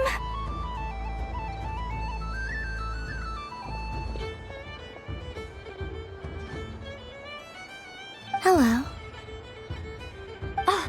Welcome home, Moon Goddess. Here to buy some balloons? Yes. Could you give me a few that haven't been inflated yet? Are you sure? I guess it's not a problem, but... Yes, please. Thank you. Uninflated balloons? But those are just little rubber pouches. What does she want with those? Would you like to play the balloon game, Yahoda? Huh? Sure. I guess. How do you play it? Wait here a moment.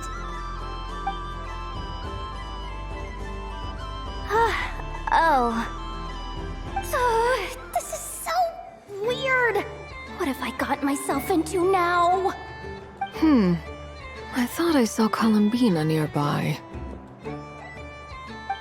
Uh-oh! That's the fourth Harbinger! Although she's helped us out quite a bit, she's good people, right? Is she looking for Columbina?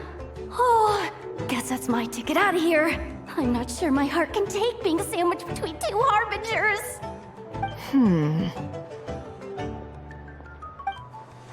Which stall is she checking out? Oh, it's that other Frost Moon Scions one. Try on the headgear, see what it's like having antlers or animal ears for a day. Oh, I wouldn't be caught dead wearing that stuff. So embarrassing. I have enough gear to carry as it is. Wait, what? She put it on? How peculiar. This would take some getting used to. I wonder if this is what it's like for Lynette. It really suits you, ma'am. What is this? She was so intimidating a moment ago, but now, dang, she's really rocking those ears. How does she make them look so cool? I suppose I may as well keep them on for now. All part of the festive experience. She's coming this way. How do you do, Miss Yehoda? Oh, jeez. Don't talk to me while wearing that thing. Where am I supposed to look? Oh, hey there. I'm looking for Columbina. Have you seen her? She just... Huh?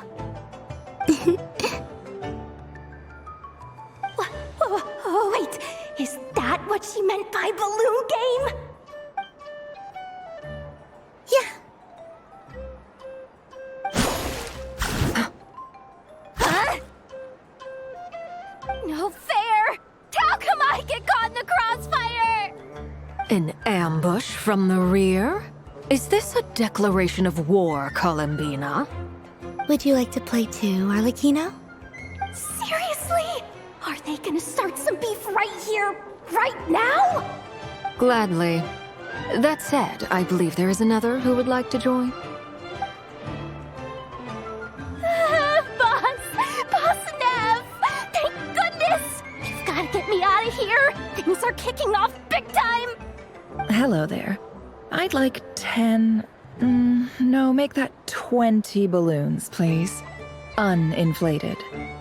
What? Miss Moon Goddess, I hope you're prepared to pay the price for assaulting my employee. Welcome to the game, Nefer. Just to be clear, let's keep this a fair fight, okay? No strange powers, please and thank you. Naturally. Don't just stand there, Yehoda. Aren't you going to team up with me? Huh? Do I have to? Of course. Don't forget, the Curatorium has a reputation to uphold. I knew something like this was gonna happen.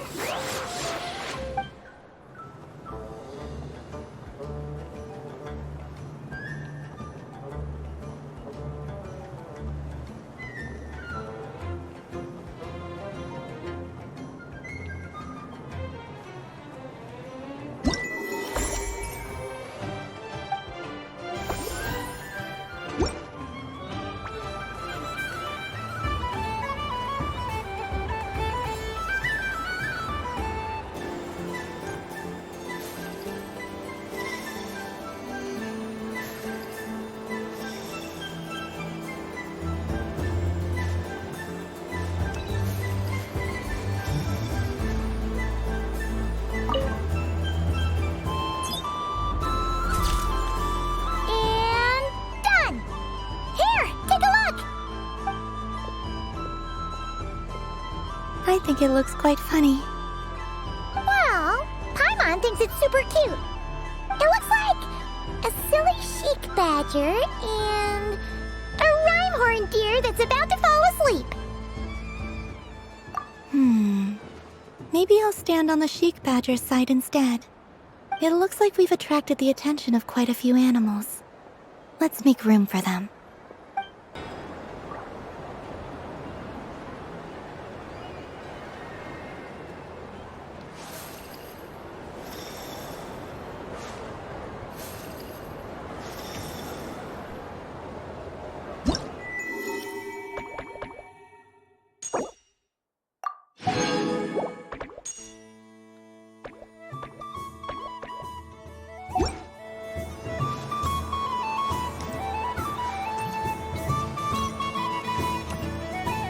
There are so many attractions here. Since I rarely get out,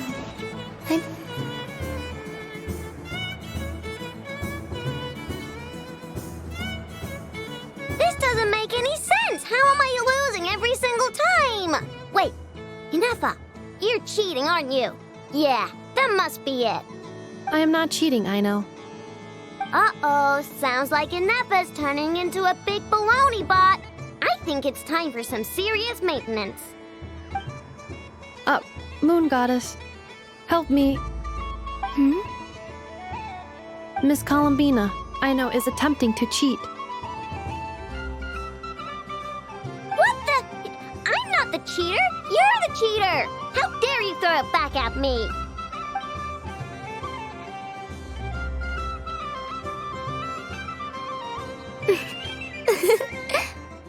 Alright, fine. Let's all laugh at Aino.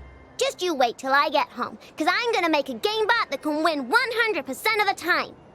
Let's see you laugh when I come back and beat your butts. You'll all have your heads covered in stickers when I'm through with you. We came to check everything was okay after all that yelling, but,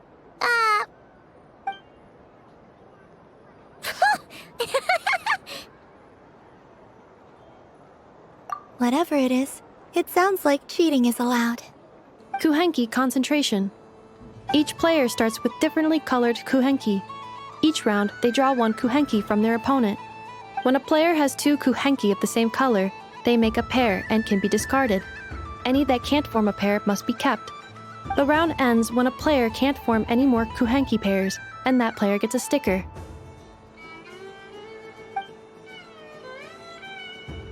ooh, can 4 people play as well? That is fine, so long as the turn order is fixed beforehand. Alrighty then. In that case, the 2 of us will join as one team. Okay, but if you lose, you're both getting stickered. I don't want to hear any excuses. Sure. And if we win? If you win, only one of you gets to sticker someone else. I have taken to calling this. I know logic. Hey, lay off me, all right? Okay, so we're starting the game from scratch again, which means all my stickers so far don't count. Looks like Luonatar is the Kuhenki of honor for this game. Anyway, let's go clockwise, starting from Inefa.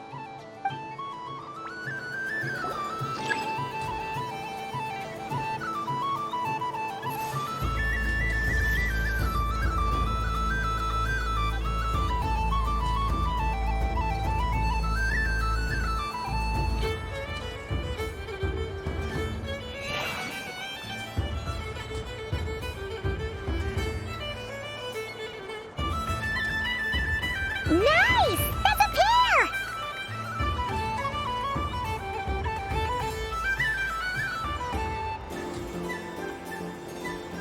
Go, go, fly!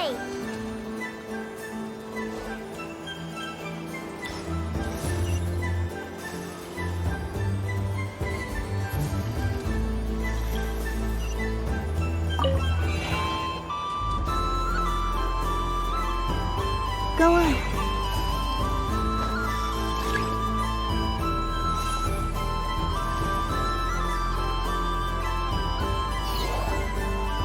I have a pair.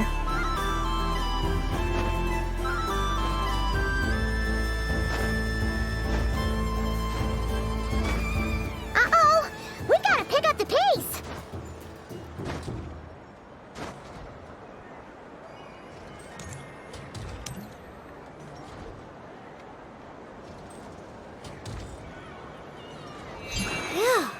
That was too close.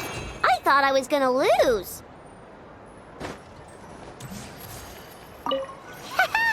Let's see who's gonna be the unlucky one.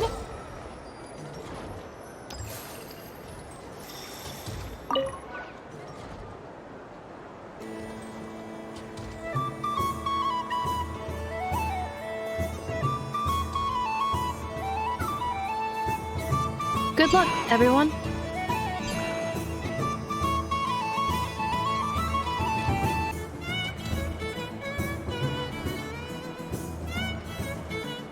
Let me pick a good one. What's it gonna be? You're looking very pleased with yourself there. What happened to being a huge Grumposaurus? I won. Duh.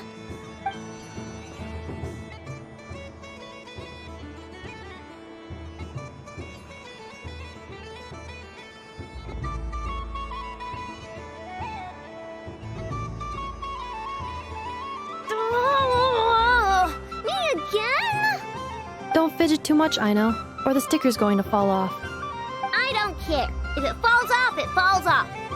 If a pair of Kuhengi get discarded, why not a pair of stickers? Huh? Huh?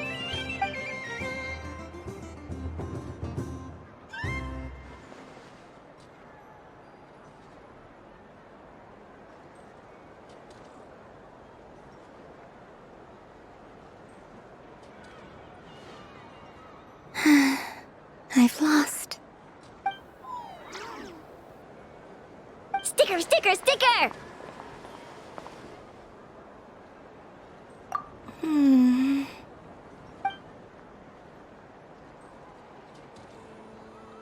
Cute! You think so? Shame. I can't see it for myself.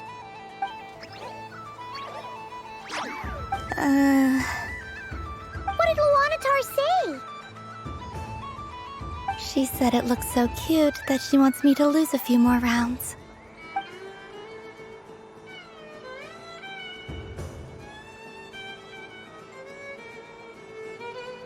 Who put these stickers on Paimon's eyebrows? Ugh, she can barely see! Alright, now, I think we got enough evidence to prove that there's a serious problem here.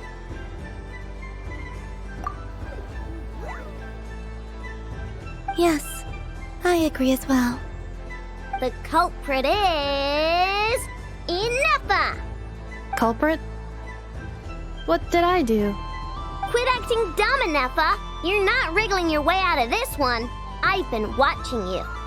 Not only did you remember whose side Luanatar started at, but every time someone drew a Kuhenki, you were logging it and calculating every last possibility. Which Kuhenki pairs were gone, who had what color Kuhenki in their hand, even our facial expressions.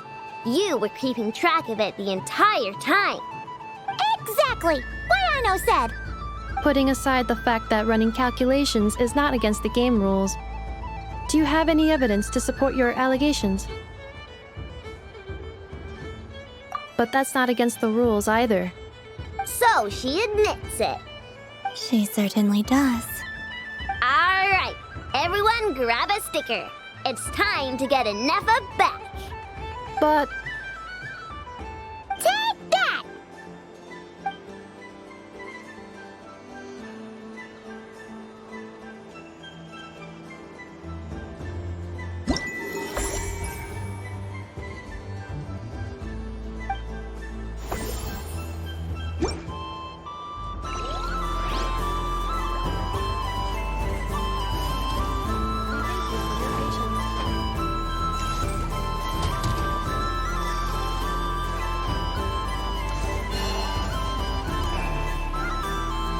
Moon Prayer Candy! Beautiful, tasty Moon Prayer Candy! Buy a whole box, share it with your friends and family! Candy? To share? I wonder what flavors everyone would like. Welcome home, Moon Goddess. Fancy a box of Moon Prayer Candy? Sure. I knew you would. Now, what flavor would you like? I'm not sure. What flavors do you have? Is this for yourself or as a gift? A gift for my friends. Ah, I see. In that case, I'd recommend apple, lockaberry, or midsummerberry. Those are the most popular. Do you have nocturnal blossom flavor? Huh. I've seen couples give those as gifts before, but I did not know they were edible. No? Okay then. Moonfall silver? You did say this was for friends, right?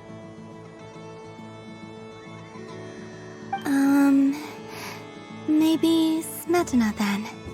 Hey, now that's a creative idea!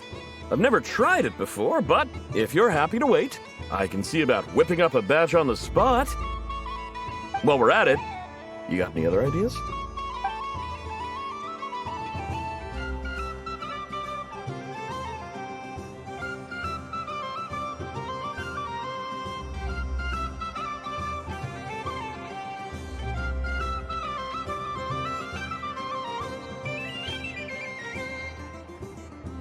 Here you go. Every flavor you asked for is in there.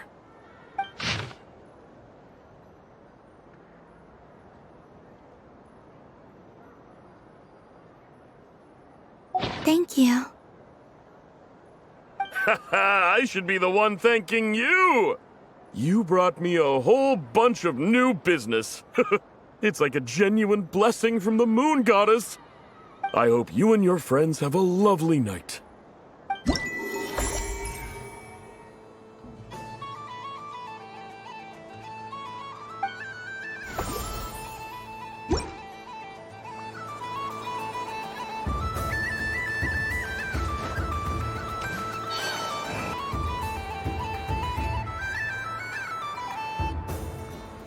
Well, well, look who it is.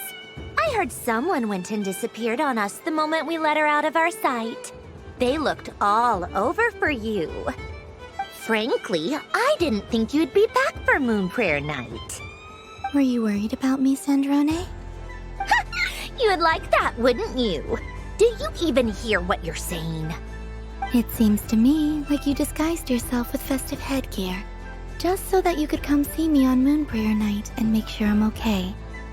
You didn't even bring Polonia with you. You? I thought you couldn't see. I cannot. But I sense the confusion of those around us rippling through the Kuvaki currents. Based on what I know about you, let me guess what you're wearing. Is it cat ears? Shut up! I'm only here to protect the Fatui's interest in this territory. Running into you was pure bad luck. Really? But you were the one who asked Arlecchino to help everyone find my name. Columbina! Ugh! Just one more word, and I'll unscrew your vocal cords. It's Columbina hyposelenia now. Tell someone who cares. I've missed you, Sandrone. The whole time I was gone, I was thinking. I hope I get a chance to say some ugly words to you. Is that supposed to be a joke? Anyway, let's go play that game. What? You mean that frostfin whale? Yes. It's some kind of game where you get bitten if you step on the wrong tooth. Seems like fun. Who in their right mind would wanna? Because you're not a scaredy cat. Fine! You wanna play? Let's play. Don't complain when I kick your sorry butt. Lovely. You old geezer! I'm gonna beat the pants off you! Just you watch! I almost forgot. Sandrone? What is it now? You'd better not lose, or I'm going to beat your head in. What? Allow me to demonstrate since I'm feeling so nice. You just step on the teeth, like this.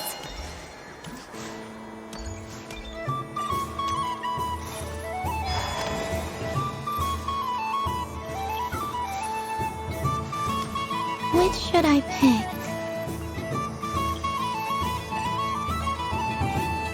Your turn, Sandrone.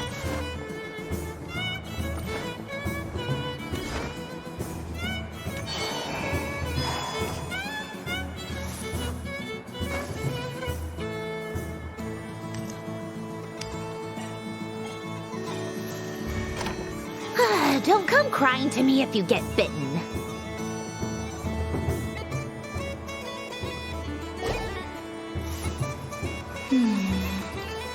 I'm getting a bad feeling from this one. Sensing Kuvaki, there are less and less teeth remaining.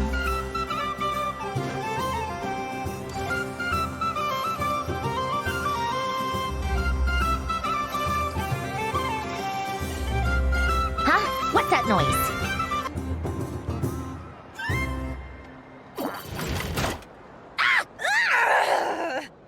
I think you might have picked a bad tooth, Sandrone. Shut it! Do you need any help? It seems like you're stuck. No! It's just a blasted toy! How is its grip this strong? Stop laughing! All right. Well, you lost. So just like I promised. Hey! What are you doing? Are you seriously? Hiya! Why you? Oh, just you wait! Rematch! Are you all right, Sandrone? That was quite a strong bite. Are your clockwork parts? Quit your fussing! I don't need it! All right. I'll go first this time.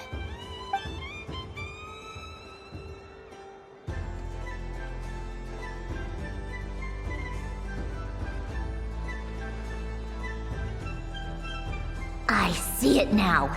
She can sense which teeth are rigged. So I just need to avoid the same ones that she does.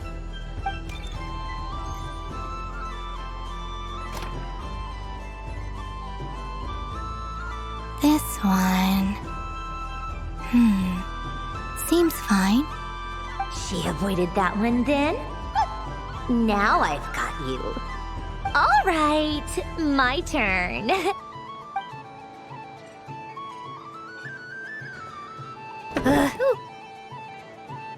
What?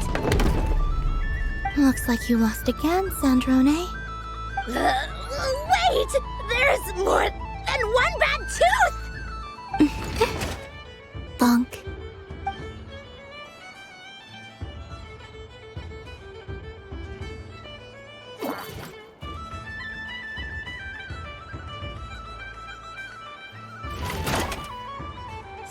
Stupid game! What idiot came up with this?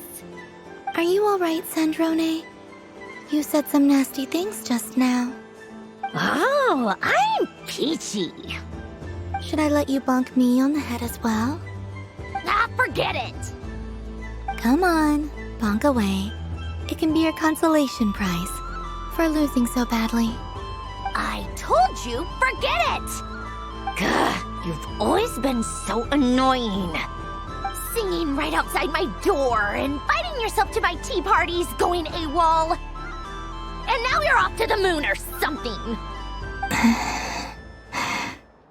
Of all my days with the Fatui, the times I spent with you, Arlecchino, and Rosaline, they were my favorite.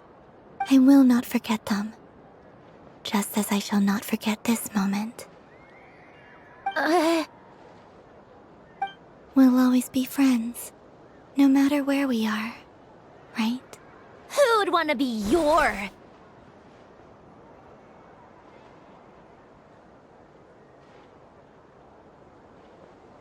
I'll miss you, Sandrone.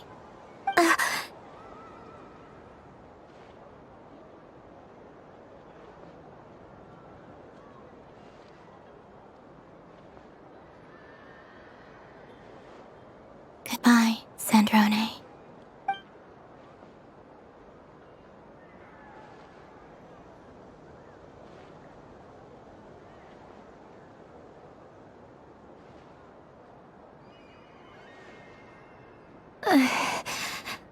I'll miss you too, Columbina. Sorry, what was that? Ah! Ah! Yeesh! No need to freak out. What's wrong? We've been looking everywhere for you. What do you want? Oh, nice ears.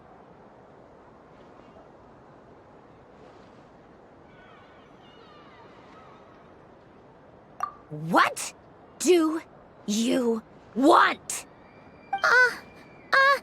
This! Huh? It's your turn to draw something. You're one of her friends too, aren't you?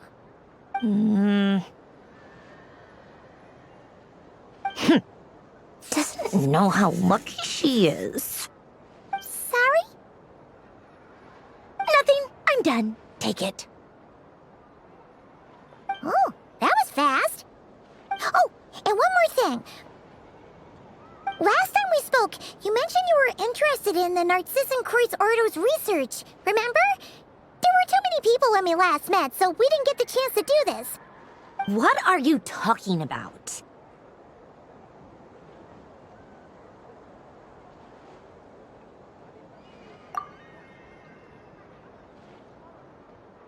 This is... Oh. Alain, Renee, and Marianne. Huh. The Holy Blade. A savior's plaything. It's not about whether I approve or not. These people, they would sacrifice themselves for the sake of the world. Especially Alain Guillotin and Renee. That is something I would never choose to do. Still, I didn't know they had any pictures left from that time. If I'd have thought to bring a camera, I'd have...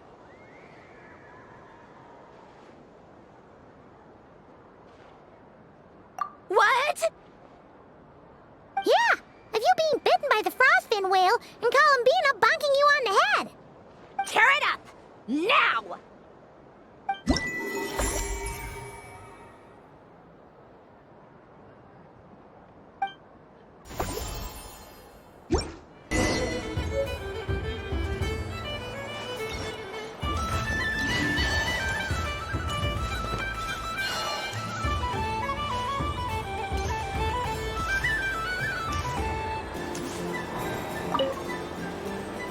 Traveler. Hey there, Columbina! Are you done checking out the festive amusements already? Are you sure you don't want to look around some more? You might not get another opportunity like this for a while. Right now, what I'd like to do is...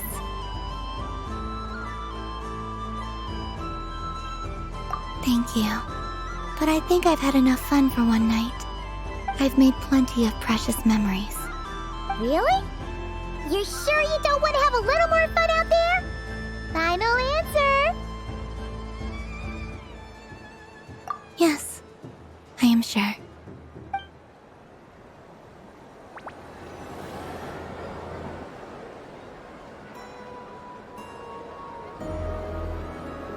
This was the most fun I've ever had on a moon prayer night. Everywhere I went, people were saying, "Welcome home," and there were friends at every turn. I only wish it could last longer than one night. Oh.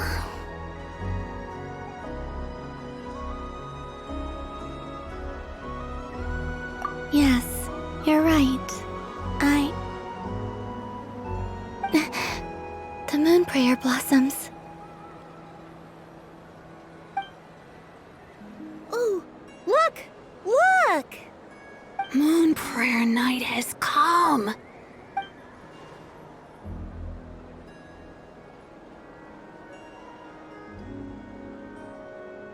The moon. It's so beautiful. Happy moon prayer night, dear. Happy moon prayer night.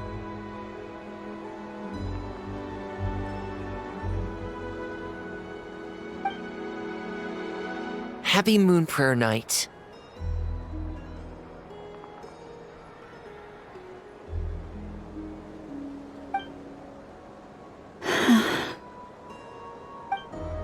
Aww.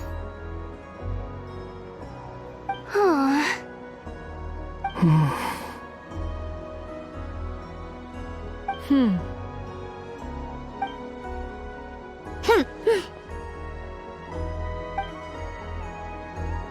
Time flies when you're having fun.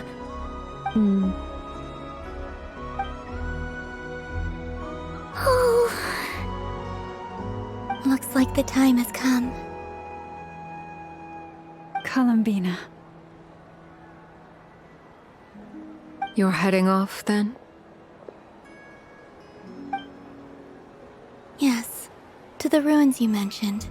And from there, back home to the moon. Wait! I know? At least... Take one of our craft shop's crumb cookies up to the moon with you. You know, for a snack. Sure, why not? The Curatorium of Secrets believes in proper farewells. No story should be left without a satisfactory endnote. Never. Farewells are an important affair for the Ratniki, too. We never know when we might meet again. Haha! And here I thought grand farewells wouldn't suit tonight's mood. But I suppose friendly passion is not to be stopped, eh?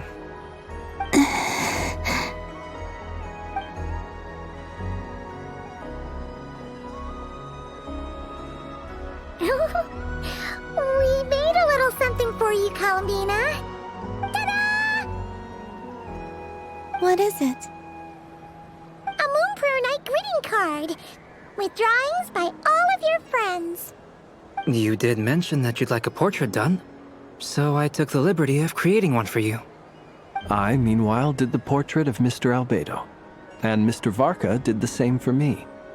I mean, I think my work was pretty true to life, don't you think? The picture of Ashru was my doing. The two of you seem to get along rather well. Wait, was I the only one who did a full-body picture? That's so embarrassing. I did pictures of me and Anefa. I did my own portrait and one for Hat Guy. Plus, there's the two mages, Arlecchino and Sandrone. So, if you ever miss us, just flip the card open and we'll all be right there with you. I don't know what to say. Thank you so much, everyone. This whole Moon Prayer Night was more than I could have ever asked for. It is the greatest gift I have ever received. Lauma, I figured it out. Figured what out? Remember how the Frost Moon Scions used to use milk as invisible ink to write hidden messages? That was a very long time ago. Oh, are you saying? Yes. When I miss you all, I shall use moonlight in the same way, to write words that only you can see upon the moon itself. Wow, that sounds lovely. Quite. But how will we see them? Simply open your windows on nights when the moon shines bright, and the moonlight will naturally flow towards the words I have written. That sounds most fitting indeed. Very true to form. I'll try to write them in places that won't disturb your sleep. I, for one, would sleep all the better for having read one of your messages before settling down for the night. Exactly. So don't worry about disturbing anyone's sleep. Just promise you'll write to let us know you're okay, alright? Alright. I promise.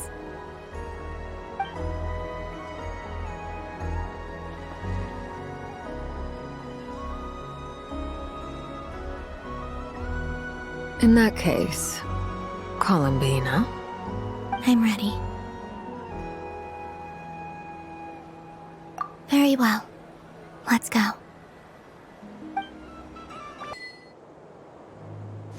In just a few moments, I will be gone. I still don't know what to expect on the moon. Will I really be able to send messages to my friends?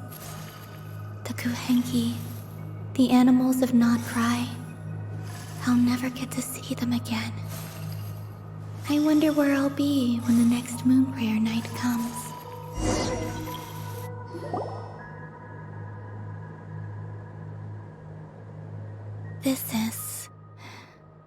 This is where the people of Hyperborea used to communicate with the moons.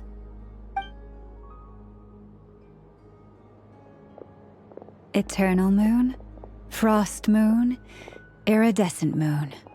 When the power of all three converge, the gate to the moons shall open. Moon marrow preparations are complete. Only the final step remains. I'm sure Nasha Town is livelier than ever at this moment. Yeah, it's a shame you couldn't be there for it, but it's now or never, right? It's fine. I'm more than happy with this. My last piece of luggage. My only piece of luggage.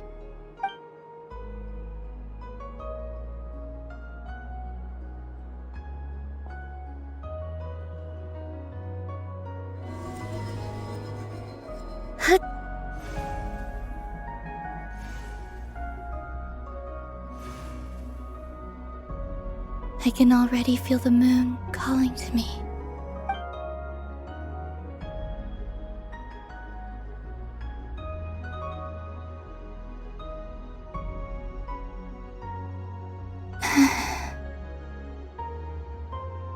Your home lies on the far side of this light, Columbina. From now on, we will at last have a reason to pray to the true moon. Columbina. Yes? I'm listening. Be sure to come back and see us when you get the chance.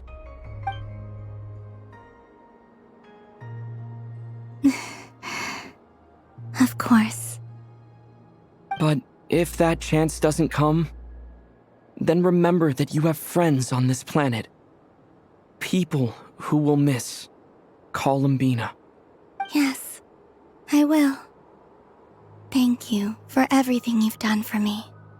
And remember, come night or day, the moonlight shall always connect us. Well then, farewell, my friends.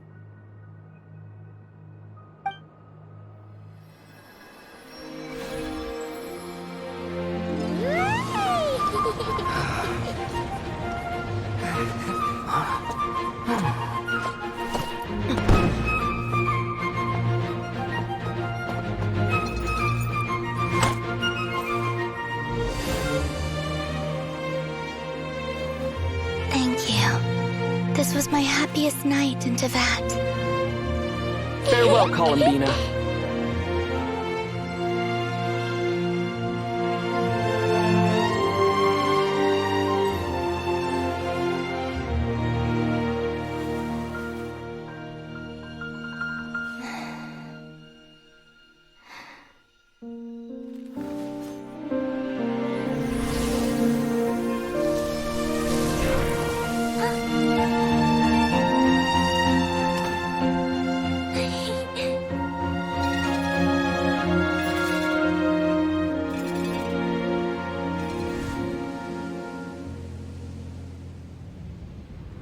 The moon really is closer than ever tonight.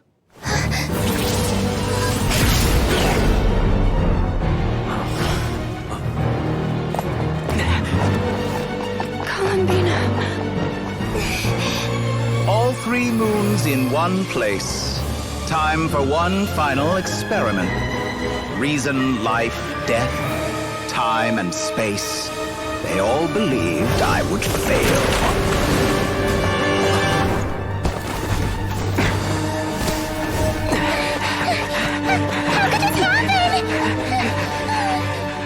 But Teyvat's primordial power never did belong to the throne of heaven. And now, they are mine.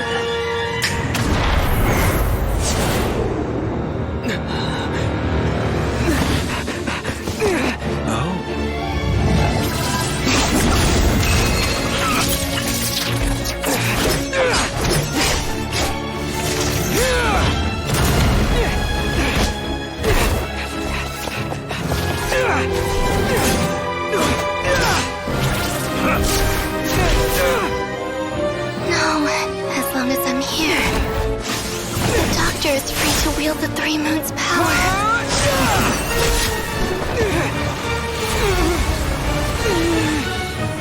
It's the only way.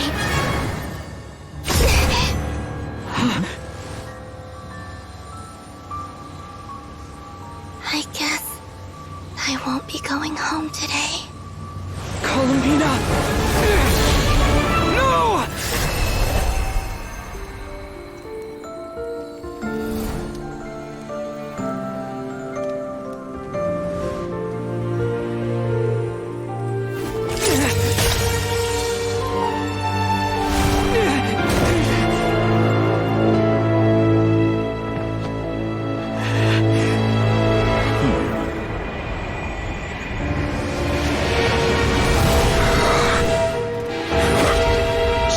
World, do not try to control me.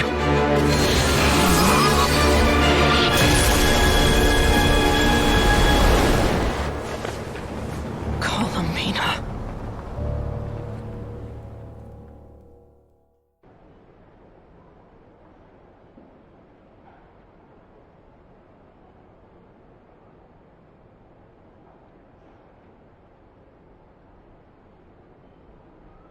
Are you all right? Do your wounds still hurt? I had someone prepare a little medicine that could prove effective. Take it if you need to. In that case, let me relate the contents of the call we made to Alice after the incident occurred. That Dottore is a crafty one. He distracted the Hexen Circle by creating a huge fuss at Tevat's borders. I'd assumed that the cause was an abyssal intrusion from the outside world, which in fairness is a rather common occurrence. But after learning that you managed to influence the phantoms in Nordkrai, I realized that perhaps this interference could have come from within Tevat instead. But we weren't able to change their fates. True, you couldn't change how their stories ended, but you did build some variables around yourself. Variables? Yes, things you heard that you could not otherwise have learned, ideas that would otherwise have never crossed your mind. All these things are variables. Of course, most variables usually pale into insignificance with the myriad of possibilities floating around. But the moment you start treating them as building blocks and intentionally stacking them, that changes things. That's what Dottore did, and it's how he created the necessary conditions so that when you activated the portal tonight, it played right into his plan. However, we have no way of knowing exactly what he did. Yeah, we also need to ascertain Columbina's status. And that about sums it up. As I suspected, Dottore has disappeared completely. If it's any consolation, he wasn't able to control Columbina as he might have wished to. Oh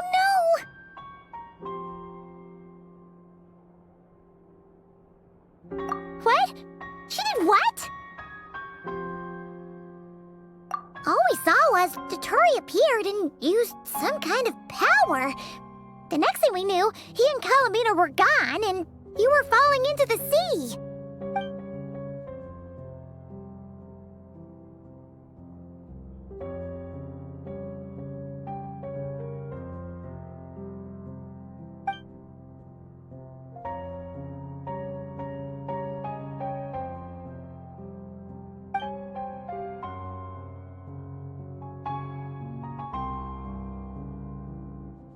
So, Columbina intentionally opened the moon gate and escaped into the same mysterious world as Rerir and Thalindis.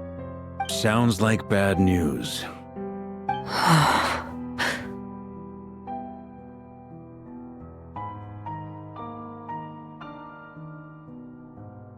Seen in that way, the trilunar syzygy and Rerir's emergence, Dottore might have been pulling the strings in both cases.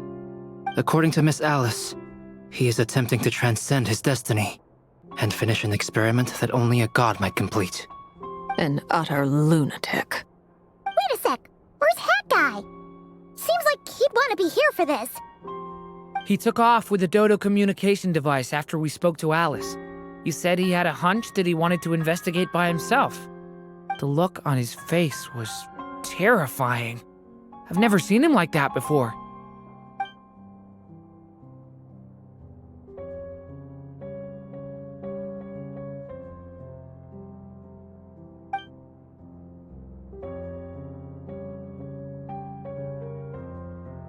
I'm back. Hat Guy!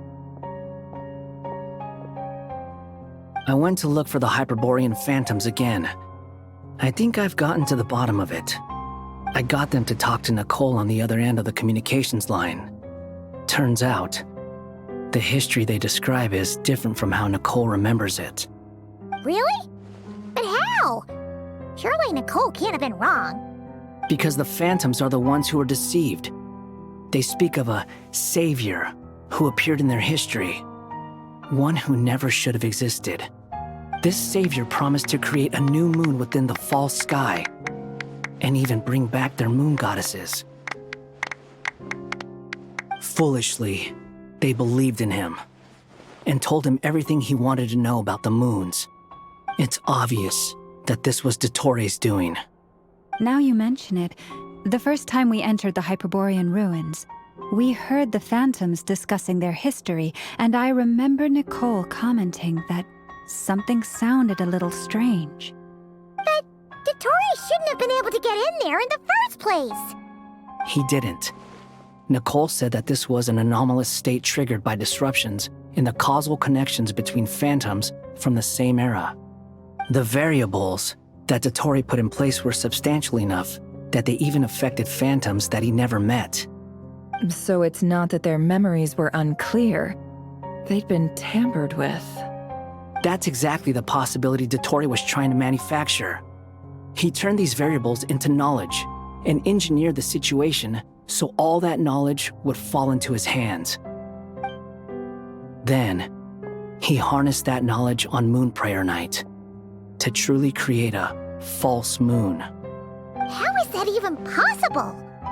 To be precise, he exploited a weakness in the way the spell works. The spell senses Kuvaki to detect the moon's location. So, as long as the false moon more strongly resembled the moon than the frost moon beyond the skies, the gate would teleport Columbina to the false moon's location. In other words, to Dottore's side. Once he had her under control, the teleportation spell remained active, and he manipulated her power to seize both moon marrows. At that moment, the moon marrows disappeared right before our eyes. It was already too late, even as we were leaving the ruins. By then, Dottore had already amassed the power of all 3 moons. So, where does that leave us? What do we do now? I'd certainly like to know what Her Majesty thinks, now that the concerns I expressed to her have come to pass. But we cannot simply sit and wait for her to decide the matter. And in any case, it is not the Fatui Harbinger Damselette who sees us as her friends, but rather Columbina Hyposelenia. If, even in such extreme circumstances, Her Majesty will not lift the prohibition on Harbingers drawing steel against one another, then I will do as my heart demands. I will fight as Peruware instead. Oh, Arlecchino! Time is short, so I'll make the first move.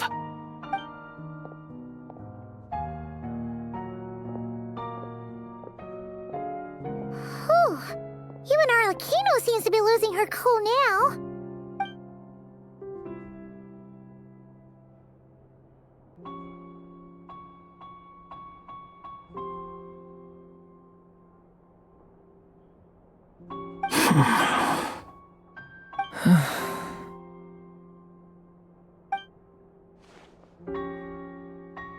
All right.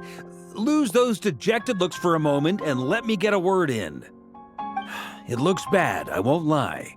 Very bad, in fact. So Dotori's pulled some real dirty tricks to gain the upper hand. For now. And yeah, it's to the point where even the mages say that his variables have affected destiny. I'm not so sure, though. Many have told me that Tevat's destiny is fixed, and that does appear to be the case. Well, what makes Dotori so sure he'll be the exception? And since he was able to stack these variables up, who's to say we can't do the same? You of all people should not be discouraged, traveler from afar. This isn't over yet. And you're not alone in that. Everyone here does, whether they've spoken thus far or not. But none of us are the type to sit back and wait for the sun to shine again. That's exactly how a knight should roll. If they knock you down, you get back up and get back in it. Don't forget, honorary knight, you're a legitimate member of Mondstadt too. Fork is right. This is far from over. Dotori's already way overdue a butt-kicking given his past shenanigans. And after this, he's earned himself a double dose. That's what I'm talking about. How's everyone else feeling? I'll use Kuvaki to investigate Columbina's whereabouts. I am not ready to give up either. Leave the intel gathering to me. Whatever happens within Nodkrai's borders, when the Curatorium of Secrets wants to be in the know, we always find a way. Ano and I will do all we can to support you. We will attempt to reverse engineer Dotori's actions and seek a breakthrough that way. Alice and Nicole are busy dealing with an emergency at Tevat's borders, so they can't return just yet. But they're both very angry about this. They've asked Albedo and me to act on the Hexen Circle's behalf and do everything in our power to fight back against Dotori. Are you ready then? We're going to have to conduct a lot of research, even in the early stages. I'll do my best. As for me, I'm pretty familiar with Dotori's way of doing things, so I can try to predict his next move. I'll help with your investigation. Nice! Looks like we have our basic division of labor. I'll get in touch with Flint's and Itlua, get them to have a chat with their Starshiner. It couldn't hurt to bring the Lightkeepers on board as well. At the same time, I'll pass on instructions to the knights present in Nodkrai to assist the Lightkeepers and other organizations in ensuring the safety of those living here. Yeah! We'll show him! That's it then. Good luck, everyone.